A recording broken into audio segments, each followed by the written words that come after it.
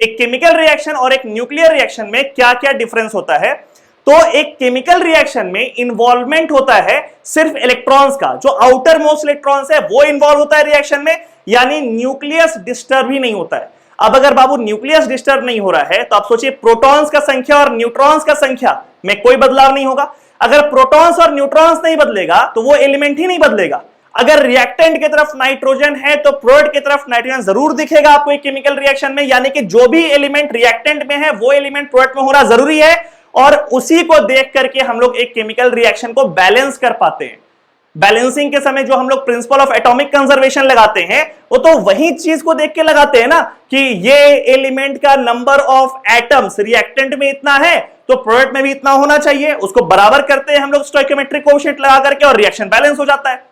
तो हम लोग केमिकल रिएक्शन में बैलेंसिंग के लिए यूज करते हैं principle of atomic conservation and we make sure कि एक पर्टिकुलर एलिमेंट का नंबर ऑफ एटम्स जितना रिएक्टेंट में है उतना ही प्रोडक्ट में हो। ठीक है।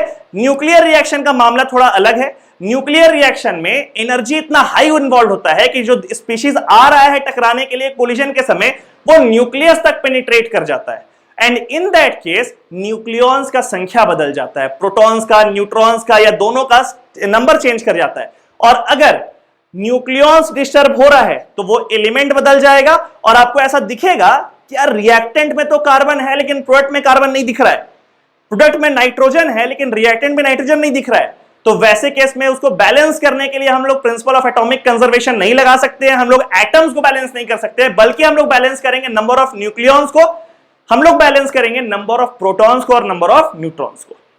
तो डिफरेंस आप लोगों को क्लियर होगा। एक केमिकल रिएक्शन में इन्वॉल्वमेंट होता है इलेक्ट्रॉन का, और उसको बैलेंस करने के लिए हम लोग एक पर्टिकुलर एलिमेंट का नंबर ऑफ एटम्स को रिएक्टेंट और प्रोडक्ट दोनों तरफ इक्वेट कर देते हैं तो वो बैलेंस हो जाता है।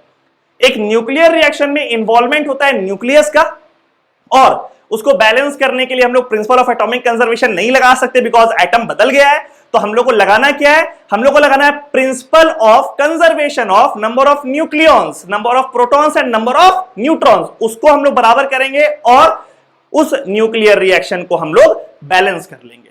ठीक है।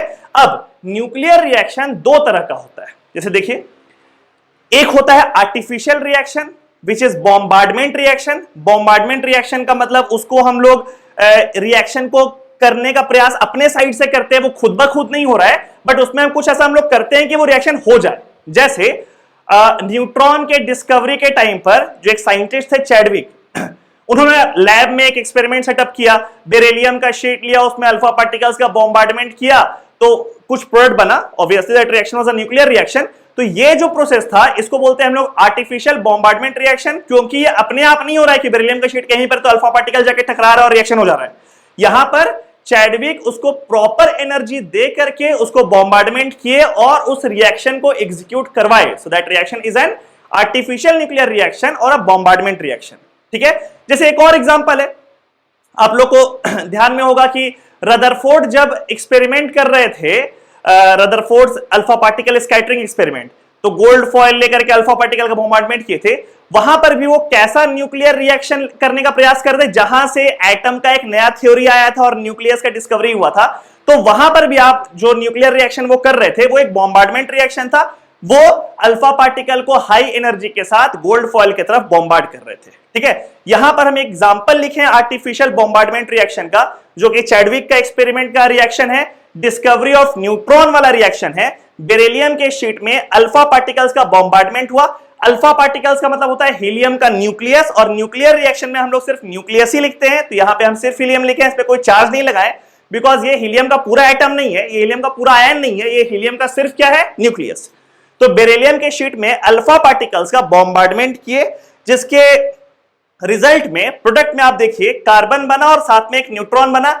ये जो न्यूट्रॉन बना, इसी न्यूट्रॉन को प्रॉपरली देखकर ये बात को पता लगाया गया कि इलेक्ट्रॉन और प्रोटॉन के अलावा एक और सब एटॉमिक पार्टिकल्स एग्जिस्ट करता है, and this reaction was involve in discovery of neutron. ठीक है, जो चैडविक किए थे। तो ये एक बॉम्बार्डमेंट रिएक्शन है, आर्टिफिशियल रिएक्शन है। ऐसा नहीं कि बेरिलियम कहीं भी है तो अपने आप वो कन्वर्ट कर रहा है, उसमें अल्फा पार्टिकल्स को आपको बॉम्बार्ड करना पड़ेगा with a very high energy, तभी जाकर के ये रिएक्शन एग्जीक्यूट होगा। दूसरा रिएक्शन होता है नेचुरल रिएक्शन और डिसइंटीग्रेशन रिएक्शन। वो रिएक्शन अपने आप खुद ब खुद हो रहा होता है और उसमें उसको कोई भी एक्सटर्नल फोर्स का या कोई भी एक्सटर्नल एफर्ट का कोई जरूरत नहीं है। जैसे आप लोग बहुत लोग कार्बन डेटिंग के बारे में सुने होंगे, ऐसे इस चैप्टर में हम लोग कार्बन डेटिंग आगे चल के बहुत अच्छे से पढ़ेंगे। बट कार्बन डेटिंग एक ऐसा प्रोसेस है जिससे हम लोग किसी भी फॉसिल का एज पता करते हैं कि कहीं भी एक फॉसिल मिला तो वो कितना हजार साल पुराना है, वो हम लोग कार्बन डेटिंग से पता करते हैं। तो कार्बन डेटिंग ऐसा एक प्रोसेस होता है जिसमें कि उसमें कार्बन 14 जो होता है वो खुद ब खुद डिसइंटीग्रेट होता रहता है और वो हर समय डिसइंटीग्रेट होता रहता है और कई हजार सालों तक होता रहता है। तो उसमें आपको एक्सटर्नल फोर्स का जरूरत नहीं है, वो उसका अपना एक इंट्रिंसिक प्रॉपर्टी है और उसको हम लोग कहते हैं नेचुरल न्यूक्लियर रिएक्शन और डिसइंटीग्रेशन रिएक्शन। इसका भी बहुत सारा और एग्जांपल है। रॉक डेटिंग होता है जहां पे यूरेनियम का रॉक होता है, वो सालों साल अपने आप को डिसइंटीग्रेट करके लेड में कन्वर्ट करता रहता है। वो सब हम लोग पढ़ेंगे नेचुरल रिएक्शन में, डिसइंटीग्रेशन रिएक्शन में। पहले थोड़ा सा बात करते हैं आर्टिफिशियल रिएक्शन का। इस एग्जांपल को देखते हैं। इसमें बेरिलियम का शीट है, उसमें हम लोग अल्फा पार्टिकल्स का बॉम्बार्डमेंट किया, यानी कि बेरिलियम के शीट में अल्फा पार्टिकल्स को फेंके। एज अ प्रोडक्ट कार्बन बना, मेन एक न्यूक्लियस, बड़ा न्यूक्लियस कार्बन बना और एक बहुत छोटा सा स्पीशीज न्यूट्रॉन इज इजेक्टेड, वो न्यूट्रॉन वहां से निकल गया। बैलेंसिंग अगर आप देखो तभी आप लोग को हम बताया कि न्यूक्लियर रिएक्शन को बैलेंस करने के लिए you have to balance number of protons and number of neutrons. आपको एटम बैलेंस नहीं करना है। तो जरा देखते हैं कैसे बैलेंसिंग करेंगे। तो यहां पर देखिए, ये नीचे में नंबर ऑफ प्रोटॉन्स 4 and 2 6, तो यहां पर 6 and 0 6, तो नंबर ऑफ प्रोटॉन्स बैलेंस हो गया। नीचे वाले को बैलेंस किए तो नंबर ऑफ प्रोटॉन्स बैलेंस हो गया। अब अगर ऊपर वाले को बैलेंस करेंगे तो नंबर ऑफ न्यूक्लियॉन्स यानी कि number of protons plus number of neutrons balance हो जाएगा। नंबर ऑफ प्रोटॉन्स बैलेंस हो चुका है, दोनों का सम बैलेंस हो चुका है, तो न्यूट्रॉन ही बैलेंस हो गया। तो this is basically a process जिसमें कि हम लोग नंबर ऑफ न्यूक्लियॉन्स को बैलेंस करते हैं। तो नीचे वाला 4 + 2 is 6, 6 + 0 is 6। So basically number of protons balance हो गया। अब ऊपर वाले को बैलेंस कर लेते हैं, मास नंबर को बैलेंस कर लेते हैं, नंबर ऑफ न्यूक्लियॉन्स को बैलेंस कर लेते हैं। 9 + 4 is 13, 12 + 1 13। तो ये रिएक्शन एक न्यूक्लियर रिएक्शन है और ये एक बैलेंस्ड रिएक्शन है। ठीक है, कई बार आपको बैलेंसिंग का कुछ क्वेश्चंस आएगा एग्जाम में बनाने के लिए। वो क्वेश्चन कुछ ऐसा होगा कि मान लीजिए यहां पर, जैसे तो बहुत सिंपल रिएक्शन है, यहां पर न्यूट्रॉन के आगे लिख दिया गया x, स्टोइकोमेट्रिक कोएफिशिएंट x, कितना न्यूट्रॉन निकल रहा है अपने को नहीं पता है। ठीक है, और आपसे अगर पूछा जाए कि बताइए इस x का वैल्यू क्या होगा, तो आप सिर्फ बैलेंसिंग करेंगे, you will get a equation और उस इक्वेशन को सॉल्व करके आप x निकाल लेंगे। यहां पर तो आपको दो इक्वेशन आएगा। तो इसीलिए अगर मान लीजिए इसके साथ एक और पार्टिकल इजेक्ट हो रहा हो तो एक में स्टोइकोमेट्रिक कोएफिशिएंट x, एक में स्टोइकोमेट्रिक कोएफिशिएंट y, और ये नीचे वाला जो एटॉमिक नंबर है इसका बैलेंसिंग का एक इक्वेशन बनेगा, ऊपर वाला जो मास नंबर है उसका बैलेंसिंग का इक्वेशन बनेगा, और दोनों इक्वेशन से सॉल्व करके आप दोनों स्पीशीज का स्टोइकोमेट्रिक कोएफिशिएंट निकाल लेंगे। ठीक है, अभी कुछ देर में हम लोग एक क्वेश्चन करके देखेंगे किस तरीके से सॉल्व होता है वो। खैर, ये जो रिएक्शन है इसका रिप्रेजेंटेशन समझते हैं कि इसमें जो 4 स्पीशीज इन्वॉल्व है वो चारों स्पीशीज को कहते क्या है। देखिए, ये जो एक मेन न्यूक्लियस है जिसमें बॉम्बार्डमेंट किया जा रहा है उसको कहते हैं हम लोग पेरेंट न्यूक्लियाई। जो एक दूसरा स्पीशीज है जिसको बॉम्बार्ड किया, इसको फेंका जा रहा है, जिसको, जैसे यहां फेंका किसको जा रहा है, अल्फा पार्टिकल को। ठीक है, तो दिस इज कॉल्ड प्रोजेक्टाइल। इसको फेंका गया है किस पे, एक पेरेंट न्यूक्लियाई पे। ठीक है,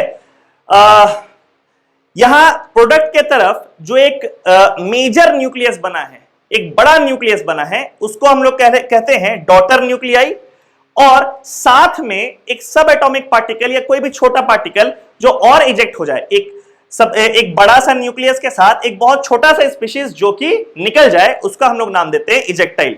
सो it must be very clear, जिसमें बॉम्बार्डमेंट किया गया दैट इज पेरेंट न्यूक्लियाई।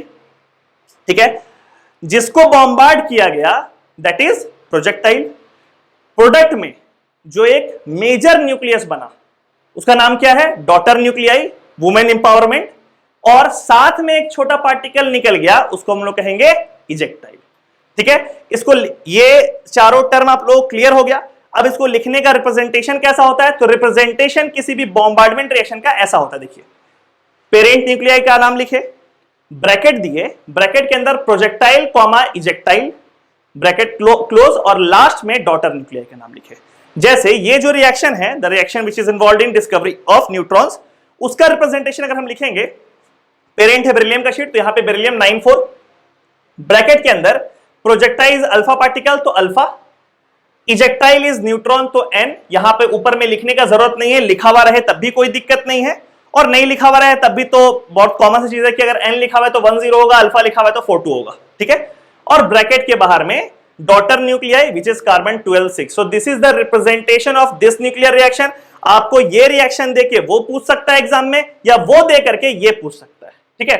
एक बात ध्यान रखेंगे, अगर मान लीजिए यहां पे अल्फा पार्टिकल का इसका स्टोइकोमेट्रिक कोएफिशिएंट कुछ हो, या यहां पे न्यूट्रॉन का स्टोइकोमेट्रिक कोएफिशिएंट कुछ हो, उसको हम लोग रिप्रेजेंटेशन में मेंशन नहीं करते हैं। रिप्रेजेंटेशन में सिर्फ पार्टिकल को मेंशन करते हैं, यानी कि आप इसका रिएक्शन लिखेंगे तो आप क्या लिखेंगे, beryllium 94 plus alpha is helium 42 arrow, carbon 12 6 plus N10।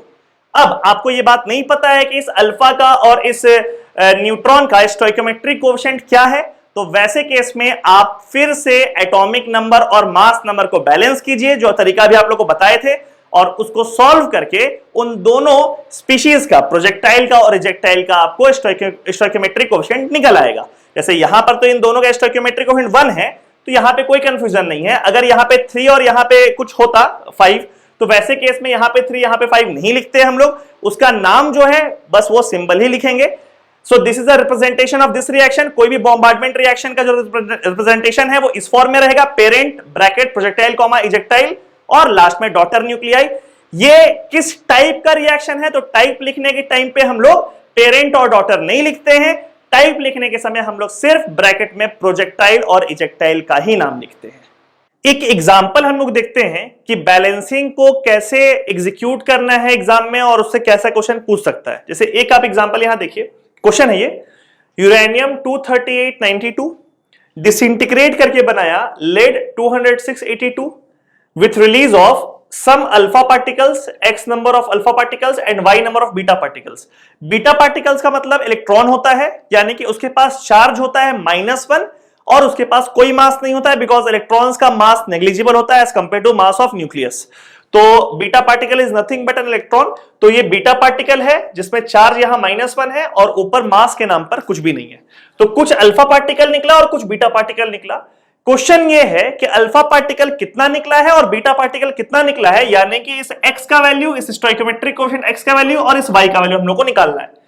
तो दो अननोन है x और y, तो हम लोगों को दो इक्वेशन चाहिए, और वो दोनों इक्वेशन आएगा सिर्फ नंबर ऑफ न्यूक्लियॉन्स को इक्वेट करके। एक बार हम लोग इक्वेट करेंगे नंबर ऑफ प्रोटॉन्स को, और फिर हम लोग इक्वेट करेंगे मास नंबर को, यानी कि sum of number of protons and sum of number of protons and number of neutrons को। तो उसको जब इक्वेट कर लेंगे दोनों को, दो इक्वेशन मिलेगा, दोनों को सॉल्व करेंगे and will get the value of x and y। करते हैं काम हम लोग। तो सबसे पहले हम ये नीचे नंबर ऑफ प्रोटॉन्स को इक्वेट करके इक्वेशन लिख लिए, 92 is equals to 82 plus 2x minus y। 2x इसलिए बिकॉज x इंटू 2 और minus y because y into -1। Equation ये आया। दूसरा इक्वेशन जब हम लोग मास नंबर को इक्वेट करेंगे, 238 is equals to 206 plus 4x plus y into 0, जो कि गायब हो गया, तो सिर्फ 4x रहा। ये रहा वो दूसरा इक्वेशन। इस इक्वेशन को सॉल्व करके आप x का वैल्यू निकाल लिए, x का वैल्यू निकल करके आया 8, और ये 8 को ऊपर वाली रिएक्शन में जब, ऊपर वाले इक्वेशन में जब पुट करेंगे तो वहां से y का वैल्यू निकल करके आएगा 6। यानी कि इस रिएक्शन में 8 अल्फा पार्टिकल रिलीज हुआ है और 6 बीटा पार्टिकल रिलीज हुआ है। तो इसका ओवरऑल रिएक्शन बैलेंस्ड फॉर्म में ये होगा, जब हम यहां पर स्टोइकोमेट्रिक कोएफिशिएंट 8 और यहां पे बीटा पार्टिकल 6 लिख दिए हैं। कई बार सवाल थोड़ा सा और कॉम्प्लिकेट भी करता है, इसमें स्टोइकोमेट्री या कॉन्सेप्ट को इंट्रोड्यूस कर देगा। ऐसे आपको कहेगा कि यूरेनियम का मान लीजिए हम लोग 0.5 मोल्स लिए और वो पूरा पूरा डिसइंटीग्रेट हो गया, तो बताइए एसटीपी पर जो भी गैस रिलीज हुआ उसका वॉल्यूम कितना होगा। तो आप प्रोडक्ट में देखेंगे कि लेड कोई गैस नहीं है और बीटा पार्टिकल भी कोई गैस नहीं है, वो तो सिंपली इलेक्ट्रॉन्स है। यानी कि यहां पर गैस सिर्फ कौन है, हीलियम। तो ये जो हीलियम बना है वो एक गैस है, तो गैस कितना फॉर्म किया उसका वॉल्यूम हम लोग को निकालना है। तो अगर ये 0.5 मोल लिए थे हम शुरू में, तो ये रिएक्शन करने पर यहां जो अल्फा पार्टिकल यानी कि जो हीलियम बनेगा वो 8 टाइम्स बनेगा, बिकॉज इसका स्टोइकोमेट्रिक कोएफिशिएंट 1 है, इसका 8 है, तो 8 गुना हो गया, 0.5 का 8 गुना हो जाएगा 4 moles. So 4 moles of helium will be formed in this reaction. और एचटीपी का इक्वेशन होता है कि अगर स्टैंडर्ड टेम्परेचर एंड प्रेशर हो तो 1 मोल गैस ऑक्यूपाई करता है 22.4 लीटर्स। तो यहां पे अगर 4 मोल गैस है तो आपका आंसर हो जाएगा 4 इंटू 22.4 लीटर्स। तो इस तरह का सवाल एंट्रेंस एग्जाम में पूछता है, जहां पे मल्टी कॉन्सेप्चुअल क्वेश्चन है, एक से ज्यादा चैप्टर एक ही क्वेश्चन में इन्वॉल्व है। ठीक है, वो आप लोग क्वेश्चंस प्रैक्टिस करेंगे तो इस तरह का बहुत सवाल आप लोग को मिलेगा। एक सवाल और यहां पे देखिए, इसको थोड़ा आपने इसे सॉल्व करने की कोशिश करना है। जैसे ये रिएक्शन जो है, इस रिएक्शन को हम लोग कहते हैं यूरेनियम लेड डेटिंग। ठीक है, यूरेनियम का जो रॉक है वो डिसइंटीग्रेट करके लेड में कन्वर्ट करता है और साथ में कुछ अल्फा पार्टिकल्स और बीटा पार्टिकल्स रिलीज करता है। So this reaction is involved in uranium lead dating. ये जो रिएक्शन है ये न्यूक्लियर फिजन रिएक्शन है। ठीक है, न्यूक्लियर फिजन रिएक्शन, जिसमें कि जो न्यूक्लियर रिएक्टर में होता है, पहले आप लोग थोड़ा बहुत पढ़े होंगे क्लास 10th में। इसमें क्या है, यूरेनियम है 23592, इसमें एक न्यूट्रॉन बॉम्बार्ड किया गया, न्यूट्रॉन 10, आर्टिफिशियल रिएक्शन है। एक प्रोडक्ट में आपको दिख रहा है स्ट्रोंशियम बना है 9438, साथ में एक और कोई स्पीशीज बना है इसमें, और उसके साथ 2 न्यूट्रॉन इजेक्ट हुआ है। अब हम लोग को निकालना है कि ये बीच में जो स्पीशीज है वो क्या होगा। मान लीजिए बीच वाले स्पीशीज का नाम है X, उसका सिंबल है X, तो हम लोग निकाल लेते हैं ये नंबर ऑफ न्यूक्लियॉन्स को बैलेंस करके कि उसमें प्रोटॉन न्यूट्रॉन कितना होगा। ठीक है, तो यहां देखिए 92 प्लस 0, यानी कि overall 92 is the number of protons on reactant side, 38 plus यहां पर भी 0 हो गया, तो सिर्फ 38 है यहां पे। तो 92 माइनस 38 दैट गिव्स वैल्यू 54। तो वो जो एक और न्यूक्लियस बन रहा है उसका एटॉमिक नंबर हो जाएगा 54। उसका मास नंबर कितना होगा जरा देखें एक बार, 235 प्लस 1 236, और इधर 94 प्लस 2 96। तो रिएक्टेंट में है 236, प्रोडक्ट में है 96, तो डिफरेंस कितना हुआ 140। तो ये जो X है इसका मास नंबर हो गया 140 और इसका एटॉमिक नंबर हो गया 54। 54 एटॉमिक नंबर वाले एलिमेंट को हम लोग कहते हैं जेनन। एक नोबल गैस है जिसका एटॉमिक नंबर होता है 54। तो यहां पर जो एक और न्यूक्लियस बन रहा है, एक और स्पीशीज फॉर्म कर रहा है, वो है xenon with mass number 140 and atomic number 54। किसी भी एलिमेंट का आइडेंटिटी ये मास नंबर नहीं होता है, वो मास नंबर बदल सकता है, आइसोटोप के फॉर्म में वो एग्जिस्ट कर सकता है। किसी भी एलिमेंट का आइडेंटिटी ये नीचे वाला एटॉमिक नंबर है, बिकॉज जब तक वो एलिमेंट है तब तक एटॉमिक नंबर नहीं बदल सकता है। कौन कौन सा फैक्टर्स होता है जिसको देख के हम लोग कह पाएंगे कि इन दोनों न्यूक्लियस में कोई एक न्यूक्लियस ज्यादा स्टेबल है और दूसरा वाला न्यूक्लियस उसके कंपैरिजन में कम स्टेबल है। ठीक है, तो एक दो थ्योरी बहुत बेसिक थ्योरी है which are not very important. Exam में उससे क्वेश्चन ही बहुत कम पूछता है, बिकॉज वो थ्योरी बहुत फुल प्रूफ नहीं है, वो बहुत बेसिक और बहुत बिगिनिंग वाला थ्योरी है। ठीक है, जैसे पहला थ्योरी है थ्योरी ऑफ मैजिक नंबर्स। ये सब ऑब्जर्व थ्योरीज है कि जितना भी स्टेबल न्यूक्लियाई है उसको देखा गया, उसको ऑब्जर्व किया गया, और उसमें जो नंबर ऑफ न्यूक्लियॉन्स है, यानी कि नंबर ऑफ प्रोटॉन्स और नंबर ऑफ न्यूट्रॉन्स, उसको कैलकुलेट करके देखा गया कि जितना स्टेबल वाला सब है उसमें प्रोटॉन्स और न्यूट्रॉन्स का नंबर कितना कितना है। ठीक है, तो ये ऑब्जर्व फैक्ट के ऊपर है। तो ऐसा देखा गया कि अगर किसी भी न्यूक्लियस में नंबर ऑफ प्रोटॉन्स और नंबर ऑफ न्यूट्रॉन्स का जो संख्या है वो संख्या या तो 2 या 8, 20, 28, 50, 82, 126, ठीक है, इसमें से अगर कोई भी नंबर्स है प्रोटॉन्स या न्यूट्रॉन्स का, तो वो न्यूक्लियाई स्टेबल होता है, वो न्यूक्लियस स्टेबल होता है। और अगर मान लीजिए प्रोटॉन्स और न्यूट्रॉन्स वो दोनों ही इसमें से कोई नंबर का है, तो वो वाला न्यूक्लियस जो है वो बहुत ज्यादा स्टेबल होता है। तो ऐसा बोला गया कि अगर प्रोटॉन और न्यूट्रॉन दोनों में से कोई भी, दोनों में से किसी का भी numbers in the nucleus belong to any of these number, तो फिर वो न्यूक्लियस स्टेबल होगा। लेकिन अगर प्रोटॉन और न्यूट्रॉन दोनों ही का नंबर इसमें से कोई एक नंबर होगा तो वो न्यूक्लियस बहुत ज्यादा स्टेबल होगा। ठीक है, तो उसको कैलकुलेट करके हम लोग एग्जाम में अगर बाई चांस पूछता है आपसे क्वेश्चन कि बताइए इसमें से कौन सा ऐसा न्यूक्लियस है जो कि मैजिक नंबर वाले थ्योरी को फॉलो करता है, तो आप देखेंगे या तो प्रोटॉन या न्यूट्रॉन का नंबर निकालेंगे आप दोनों का, और दोनों में से कोई एक नंबर इसमें से किसी नंबर के बराबर होगा तो आप बोलेंगे दैट न्यूक्लियस इज स्टेबल। और अगर दोनों ही प्रोटॉन और न्यूट्रॉन इसमें से किसी नंबर के बराबर है तो फिर हम लोग कहेंगे that nucleus is very stable. तो ये पहला थ्योरी है, बट ऐसा कोई बहुत फुल प्रूफ थ्योरी नहीं है, बिकॉज बहुत कम न्यूक्लियस को लेकर के, सैंपल को लेकर के ये चीज देखा गया है। तो इतना नंबर्स को लेकर के बहुत ज्यादा न्यूक्लियस तो होता नहीं है। तो इसीलिए ये थ्योरी, खाली आप इस नंबर्स को ध्यान रखें कि बाई चांस एग्जाम में पूछेगा, आपको नंबर्स याद रहेगा तो आप सीधे ऑप्शन को टिक कर पाएंगे। ठीक है, अगला थ्योरी है इवन ऑड थ्योरी। ये थ्योरी भी ऑब्जर्व्ड फैक्ट है। उसमें क्या किया जाता है कि जितना भी स्टेबल न्यूक्लियाई है उसका नंबर ऑफ प्रोटॉन्स और नंबर ऑफ न्यूट्रॉन्स को लिखा गया सबका, और देखा गया कि कौन इवन है और कौन ऑड है। और उसके बाद फिर जब उसको क्लासिफाई किया गया तो ऐसा देखा गया कि जिस न्यूक्लियस में प्रोटॉन और न्यूट्रॉन दोनों का संख्या इवन होता है, इवन नंबर, वो न्यूक्लियाई रिलेटिवली ज्यादा स्टेबल होता है as compare to the one जिसमें से कोई एक ऑड हो, और वो वाला केस ज्यादा स्टेबल होता है as compare to the one जिसमें कि दोनों ऑड हो। ठीक है, तो अगर प्रोटॉन और न्यूट्रॉन दोनों का संख्या इवन है तो मोस्ट स्टेबल, अगर दोनों में कोई एक इवन कोई दूसरा ऑड है तो फिर वो उससे कम स्टेबल, और अगर दोनों ही ऑड है तो वो लीस्ट स्टेबल। तीसरा फैक्टर जिस पर स्टेबिलिटी ऑफ एक न्यूक्लियस गवर्न करता है वो है n/p ratio. n is number of neutrons and p is number of protons. तो न्यूट्रॉन्स का संख्या और प्रोटॉन्स का संख्या का रेशियो से हम लोग डिटरमाइन करते हैं कि वो स्टेबल है कि नहीं है।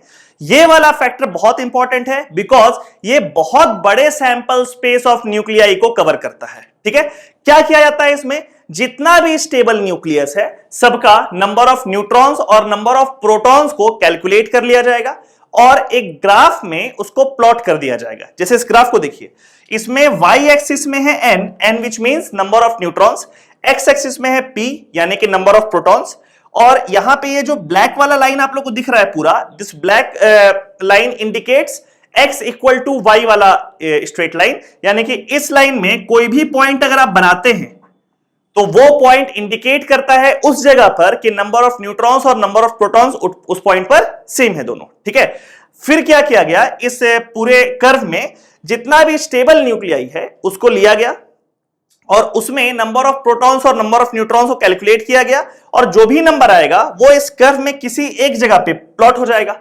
मान लीजिए नंबर ऑफ प्रोटॉन्स निकल करके आया कोई एक वैल्यू 45 और नंबर ऑफ न्यूट्रॉन्स निकल करके आया 50, तो प्रोटॉन्स कहीं पर 45 और न्यूट्रॉन्स 50 मिल करके ये वाला पॉइंट हो गया।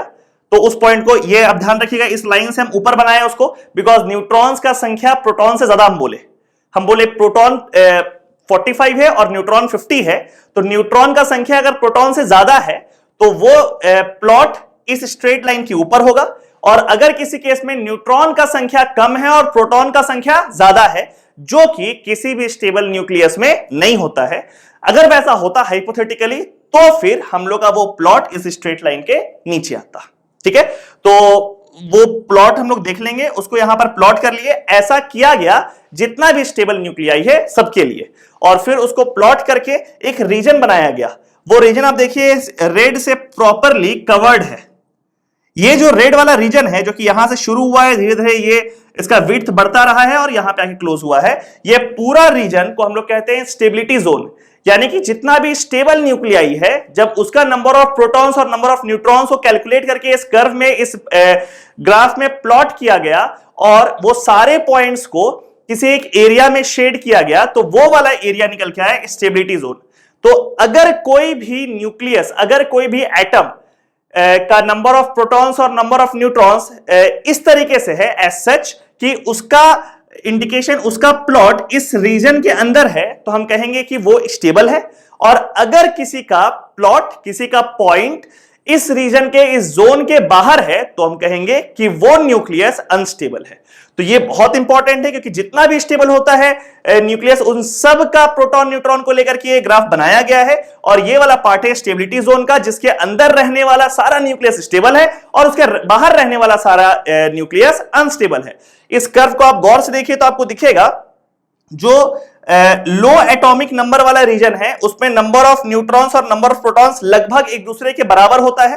यानी कि वो इसी लाइन के साथ चलता है। लेकिन जैसे जैसे कोई भी न्यूक्लियस भारी होता जाता है, यानी उसका एटॉमिक नंबर बढ़ता है, उसका नंबर ऑफ प्रोटॉन्स बढ़ता है, तो वैसे केस में नंबर ऑफ प्रोटॉन्स जितना तेजी से बढ़ता है, नंबर ऑफ न्यूट्रॉन्स उससे ज्यादा तेजी से बढ़ता है। और हेवियर न्यूक्लियस में हम लोग ऐसा बोलते हैं कि number of neutrons is greater than number of protons if that nucleus is stable. और इसीलिए ये रीजन इस स्ट्रेट लाइन के ऊपर चला जाता है, यानी कि भारी एटम जितना होगा उसमें न्यूट्रॉन का संख्या प्रोटॉन से ज्यादा होगा। ठीक है, अब अगर मान लीजिए कोई एक न्यूक्लियस का प्लॉट यहां पर कहीं है, अब यहां होने का मतलब है उसमें नंबर ऑफ न्यूट्रॉन्स का संख्या नंबर ऑफ प्रोटॉन से बहुत ज्यादा हो गया है, इतना ज्यादा कि वो स्टेबिलिटी जोन से भी ऊपर चला गया है। तो वैसे केस में उसको कोई एक रेडियो एक्टिव डिके करना पड़ेगा जिससे कि उसका N/P का रेशियो डिक्रीज कर जाए और वो इस रीजन में आ जाए।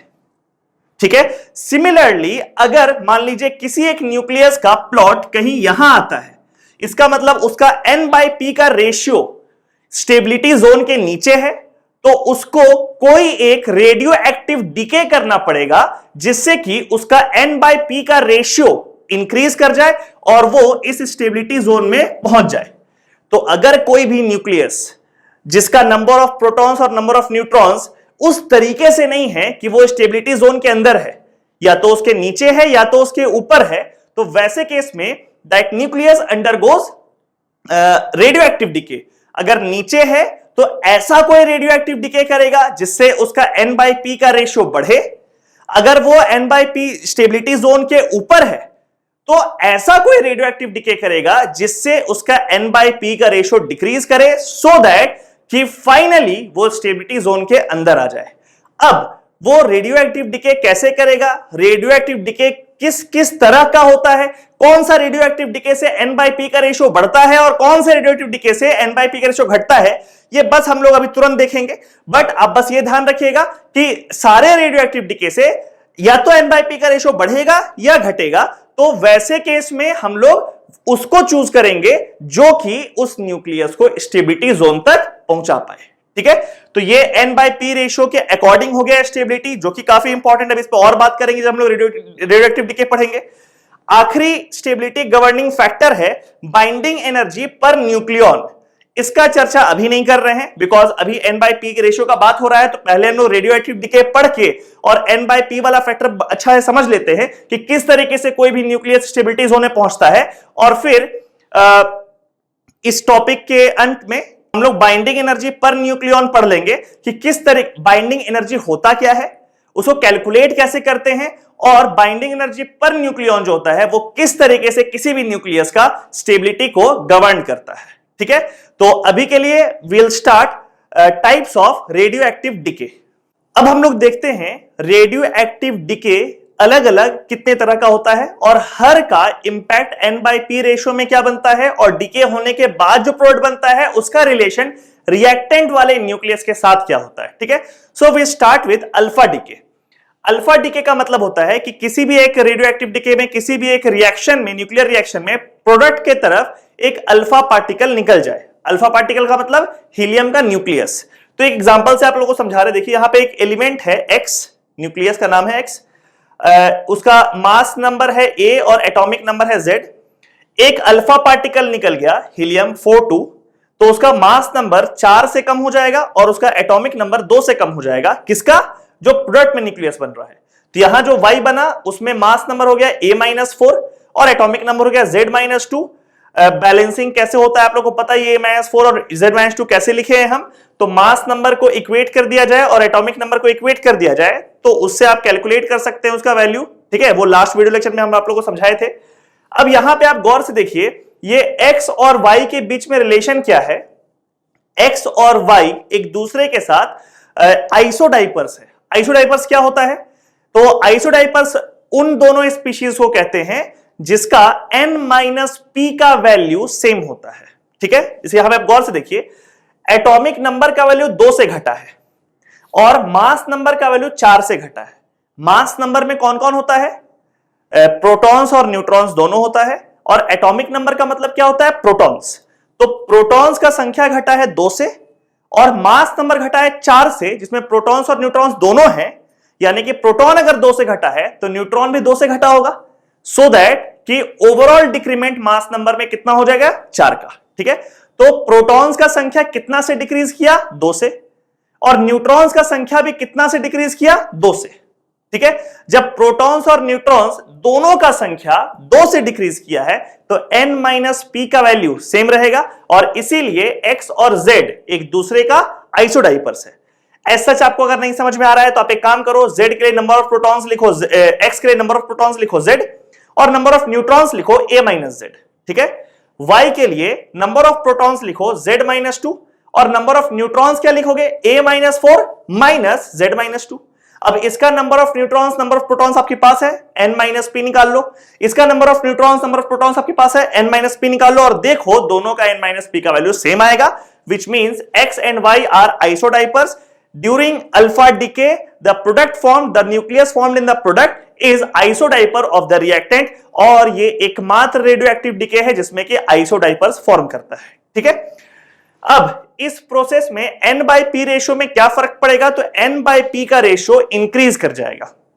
n भी डिक्रीज किया है, p भी डिक्रीज किया है with equal number which is 2, but n by P overall will increase. बहुत ज्यादा इंक्रीज नहीं करता है लेकिन थोड़ा बहुत इंक्रीमेंट करेगा। ये बहुत मैथमेटिकली आप लोग समझ सकते हैं, एक एग्जांपल से अपने नोटबुक में नोट करके भी देख सकते हैं, ऐसे हम समझाते हैं आप लोगों को। नंबर ऑफ न्यूट्रॉन्स क्या होता है, प्रोटॉन से ज्यादा होता है। ठीक है, जिस भी केस में हम लोग अल्फा डीके का बात कर रहे हैं, नंबर ऑफ न्यूट्रॉन्स प्रोटॉन से ज्यादा है, वो हेवियर न्यूक्लियाई का बात हो रहा है। ठीक है, तो अगर न्यूट्रॉन्स का संख्या प्रोटॉन से ज्यादा है तो कुछ एक नंबर अपने मन से हम लोग मान लेते हैं। मान लीजिए कि कोई एक value as such, number of neutrons है 10 और नंबर ऑफ प्रोटॉन्स है 8। ठीक है, नंबर ऑफ न्यूट्रॉन्स 10 है और नंबर ऑफ प्रोटॉन्स 8 है।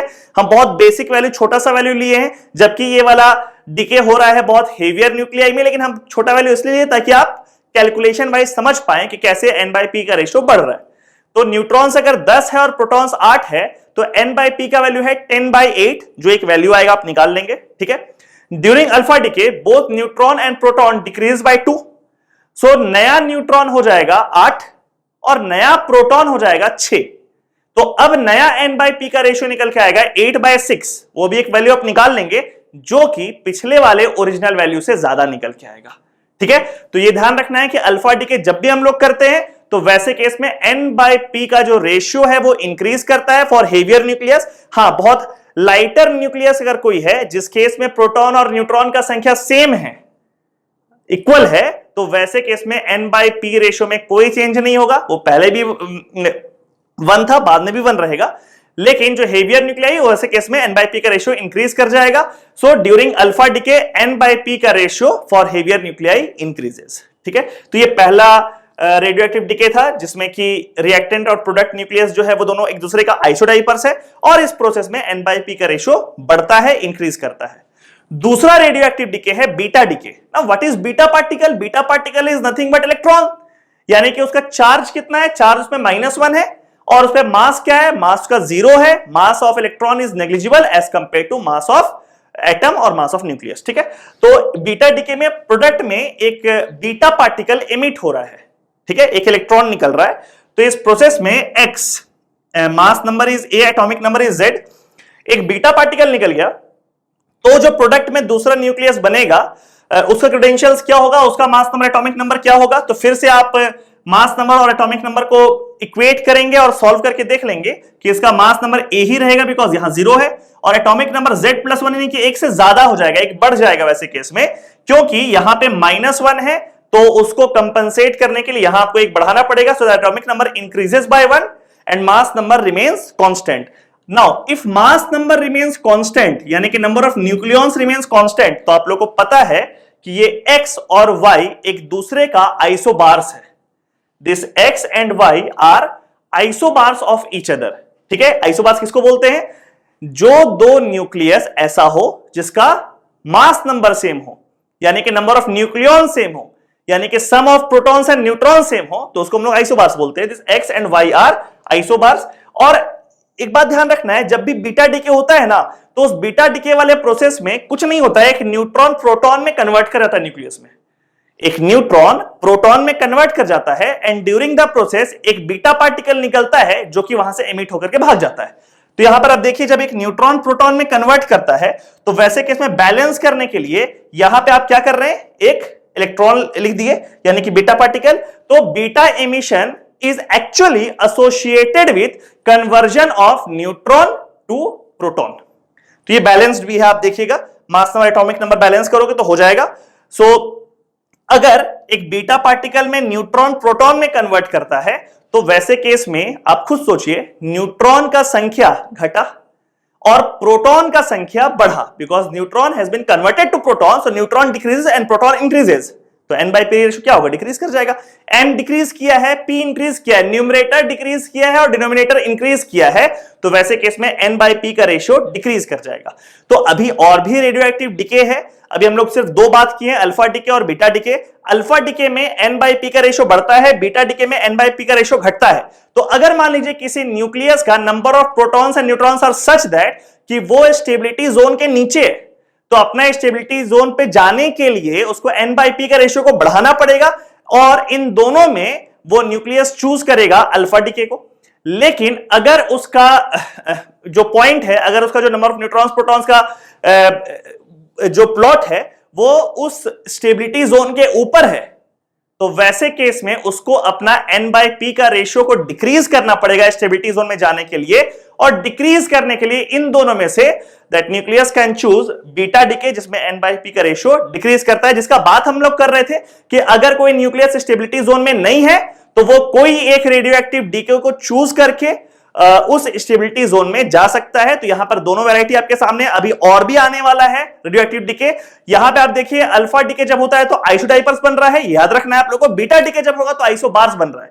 आइसोडाइपर्स आइसोबार्स क्या होता है ये हम आप लोगों को पिछले लेक्चर में थोड़ा ब्रीफ किए थे और वो भी बताए थे कि आप लोगों को एटॉमिक वाले किसी एक वीडियो लेक्चर को देखना है। आई होप आप लोग सब देख लिए होंगे, अगर नहीं देखे होंगे तो हम इस वीडियो के डिस्क्रिप्शन में फिर से उस लेक्चर का जरूर लिंक डाल देंगे, आप उसको पहले देख लेंगे तब यहां वापस आएंगे तो आपको क्लियर होगा। अगला रेडियो एक्टिव डिके है गामा एमिशन।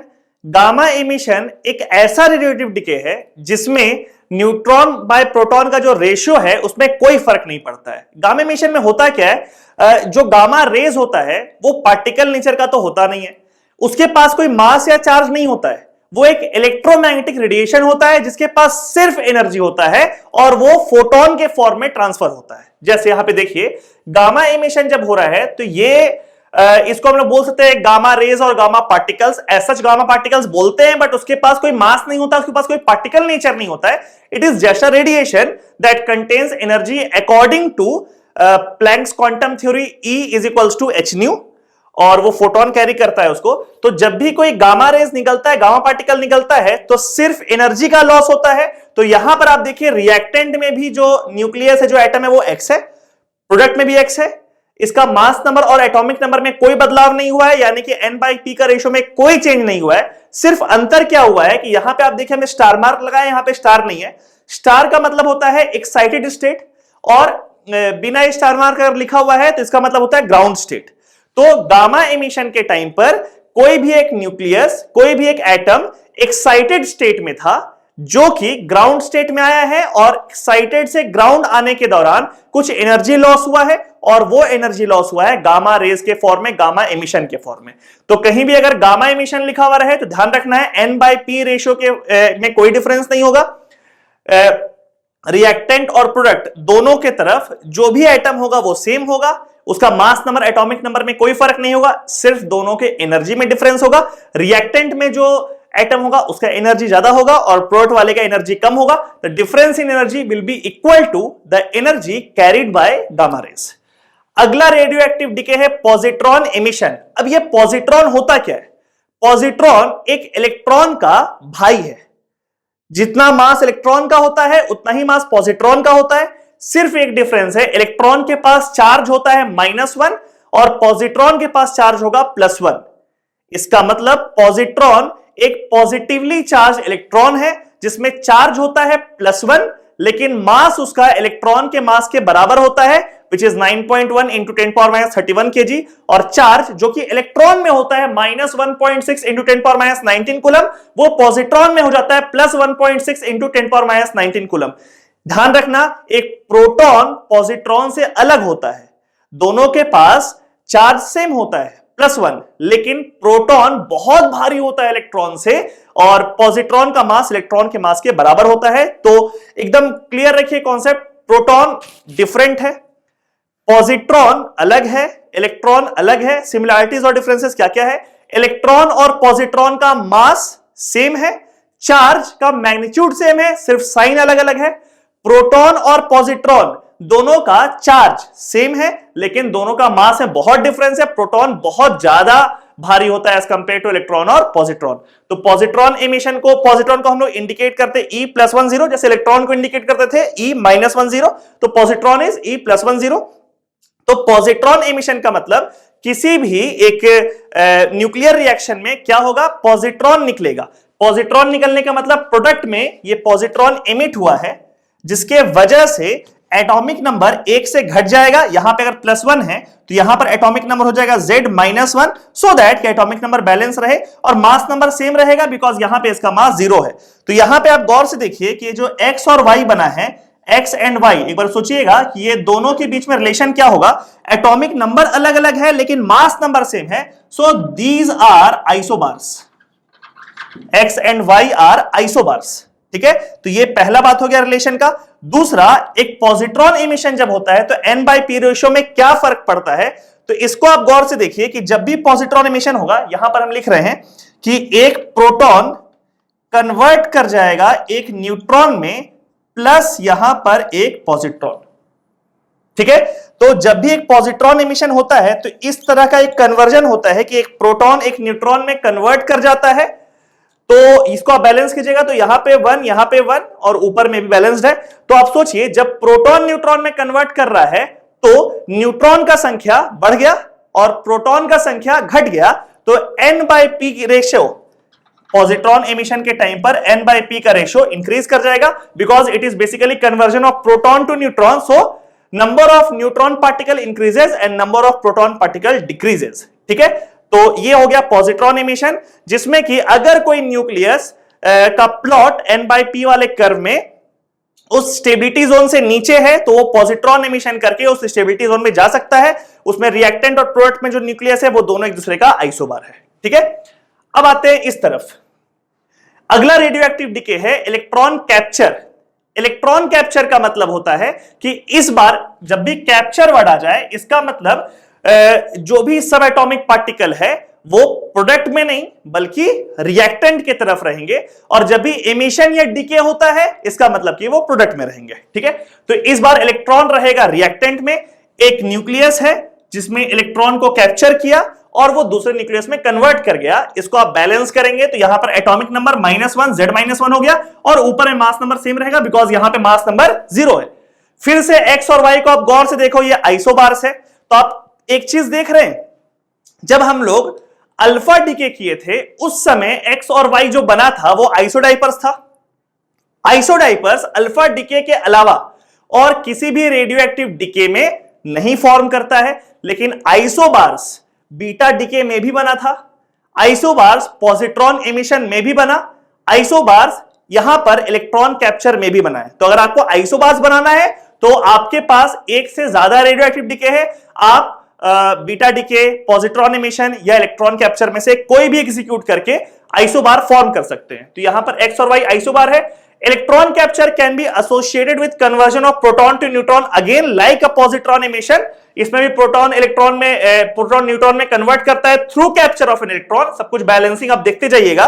तो क्योंकि प्रोटॉन घटा है और न्यूट्रॉन बढ़ा है तो N/P का रेशियो इंक्रीज करेगा ड्यूरिंग एन इलेक्ट्रॉन कैप्चर। तो इस बार फिर से अगर कोई न्यूक्लियस का प्लॉट स्टेबिलिटी जोन के नीचे है तो वो पॉजिट्रॉन एमिशन करके या इलेक्ट्रॉन कैप्चर करके उस स्टेबिलिटी जोन में जा सकता है, क्योंकि N/P का रेशियो इंक्रीज कर रहा है इन दोनों में। ठीक है, तो ये वाला बात आप लोग क्लियर हो गया। अब एक आखिरी रेडियोएक्टिव डीके है न्यूट्रॉन एमिशन। इस बार क्या होता है, एमिशन है तो प्रोडक्ट में न्यूट्रॉन निकलेगा। फिर से X AZ, Y A-1 इसलिए हुआ बिकॉज न्यूट्रॉन का मास नंबर 1 है, तो बैलेंस करने के लिए A-1, लेकिन एटॉमिक नंबर में कोई फर्क नहीं पड़ा बिकॉज न्यूट्रॉन के नीचे में चार्ज 0 है। तो यहां पर Z, ये एटॉमिक नंबर Z रह गया। अब इस बार आप गौर से देखो, X और Z ये दोनों आइसोटोप्स है, क्योंकि इन दोनों का एटॉमिक नंबर अलग है लेकिन इन दोनों का नंबर ऑफ न्यूट्रॉन्स अलग है। तो ऐसा कोई भी दो स्पीशीज जिसका एटॉमिक नंबर सेम हो लेकिन नंबर ऑफ न्यूट्रॉन्स अलग अलग हो, उनको हम लोग कहते हैं आइसोटोप्स। तो एक्स और वाई आइसोटोप्स एक दूसरे का। ये एकमात्र ऐसा रेडियोएक्टिव डिके है जिसमें आइसोटोप बनता है। हम लोग कुल मिलाकर के 6 रेडियोएक्टिव डिकेस पढ़े हैं। अल्फा डिके में आइसोडाइपर्स बना, बीटा डिके, पॉजिट्रॉन एमिशन या इलेक्ट्रॉन कैप्चर, इन तीनों में आइसोबार्स बना, न्यूट्रॉन एमिशन में आइसोटोप्स बना, और गामा एमिशन जो है इसमें तो बिल्कुल सेम ही एटम रह गया है, सिर्फ उस दोनों में एनर्जी का डिफरेंस है, एक्साइटेड स्टेट से ग्राउंड स्टेट में गया है। ठीक है, तो एक्स और वाई आइसोटोप है, और क्योंकि इस एमिशन में न्यूट्रॉन का फॉर्मेशन हो रहा है, प्रोटॉन में कोई फर्क नहीं पड़ा, प्रोटॉन तो एक्स और वाई दोनों का सेम है, बट न्यूट्रॉन का फॉर्मेशन हुआ है विथ प्रोटॉन्स रिमेनिंग कांस्टेंट, तो again n/p ratio increases during neutron emission. Group displacement law क्या होता है? किसी भी एक रेडियो एक्टिव डिके होने के बाद जो प्रोडक्ट बनता है उसका अगर एटॉमिक नंबर रिएक्टेंट से अलग है तो उसका पोजीशन, उसका जगह भी पीरियोडिक टेबल में अलग होगा। जैसे अगर एक अल्फा डिके होता है तो प्रोडक्ट का एटॉमिक नंबर रिएक्टेंट की तुलना में 2 कम हो जाता है। अगर किसी रिएक्शन में एक अल्फा इमिशन हो रहा है, अल्फा पार्टिकल प्रोडक्ट में निकल रहा है, अल्फा डिके हो रहा है, तो अल्फा पार्टिकल का अपना एटॉमिक नंबर होता है 2।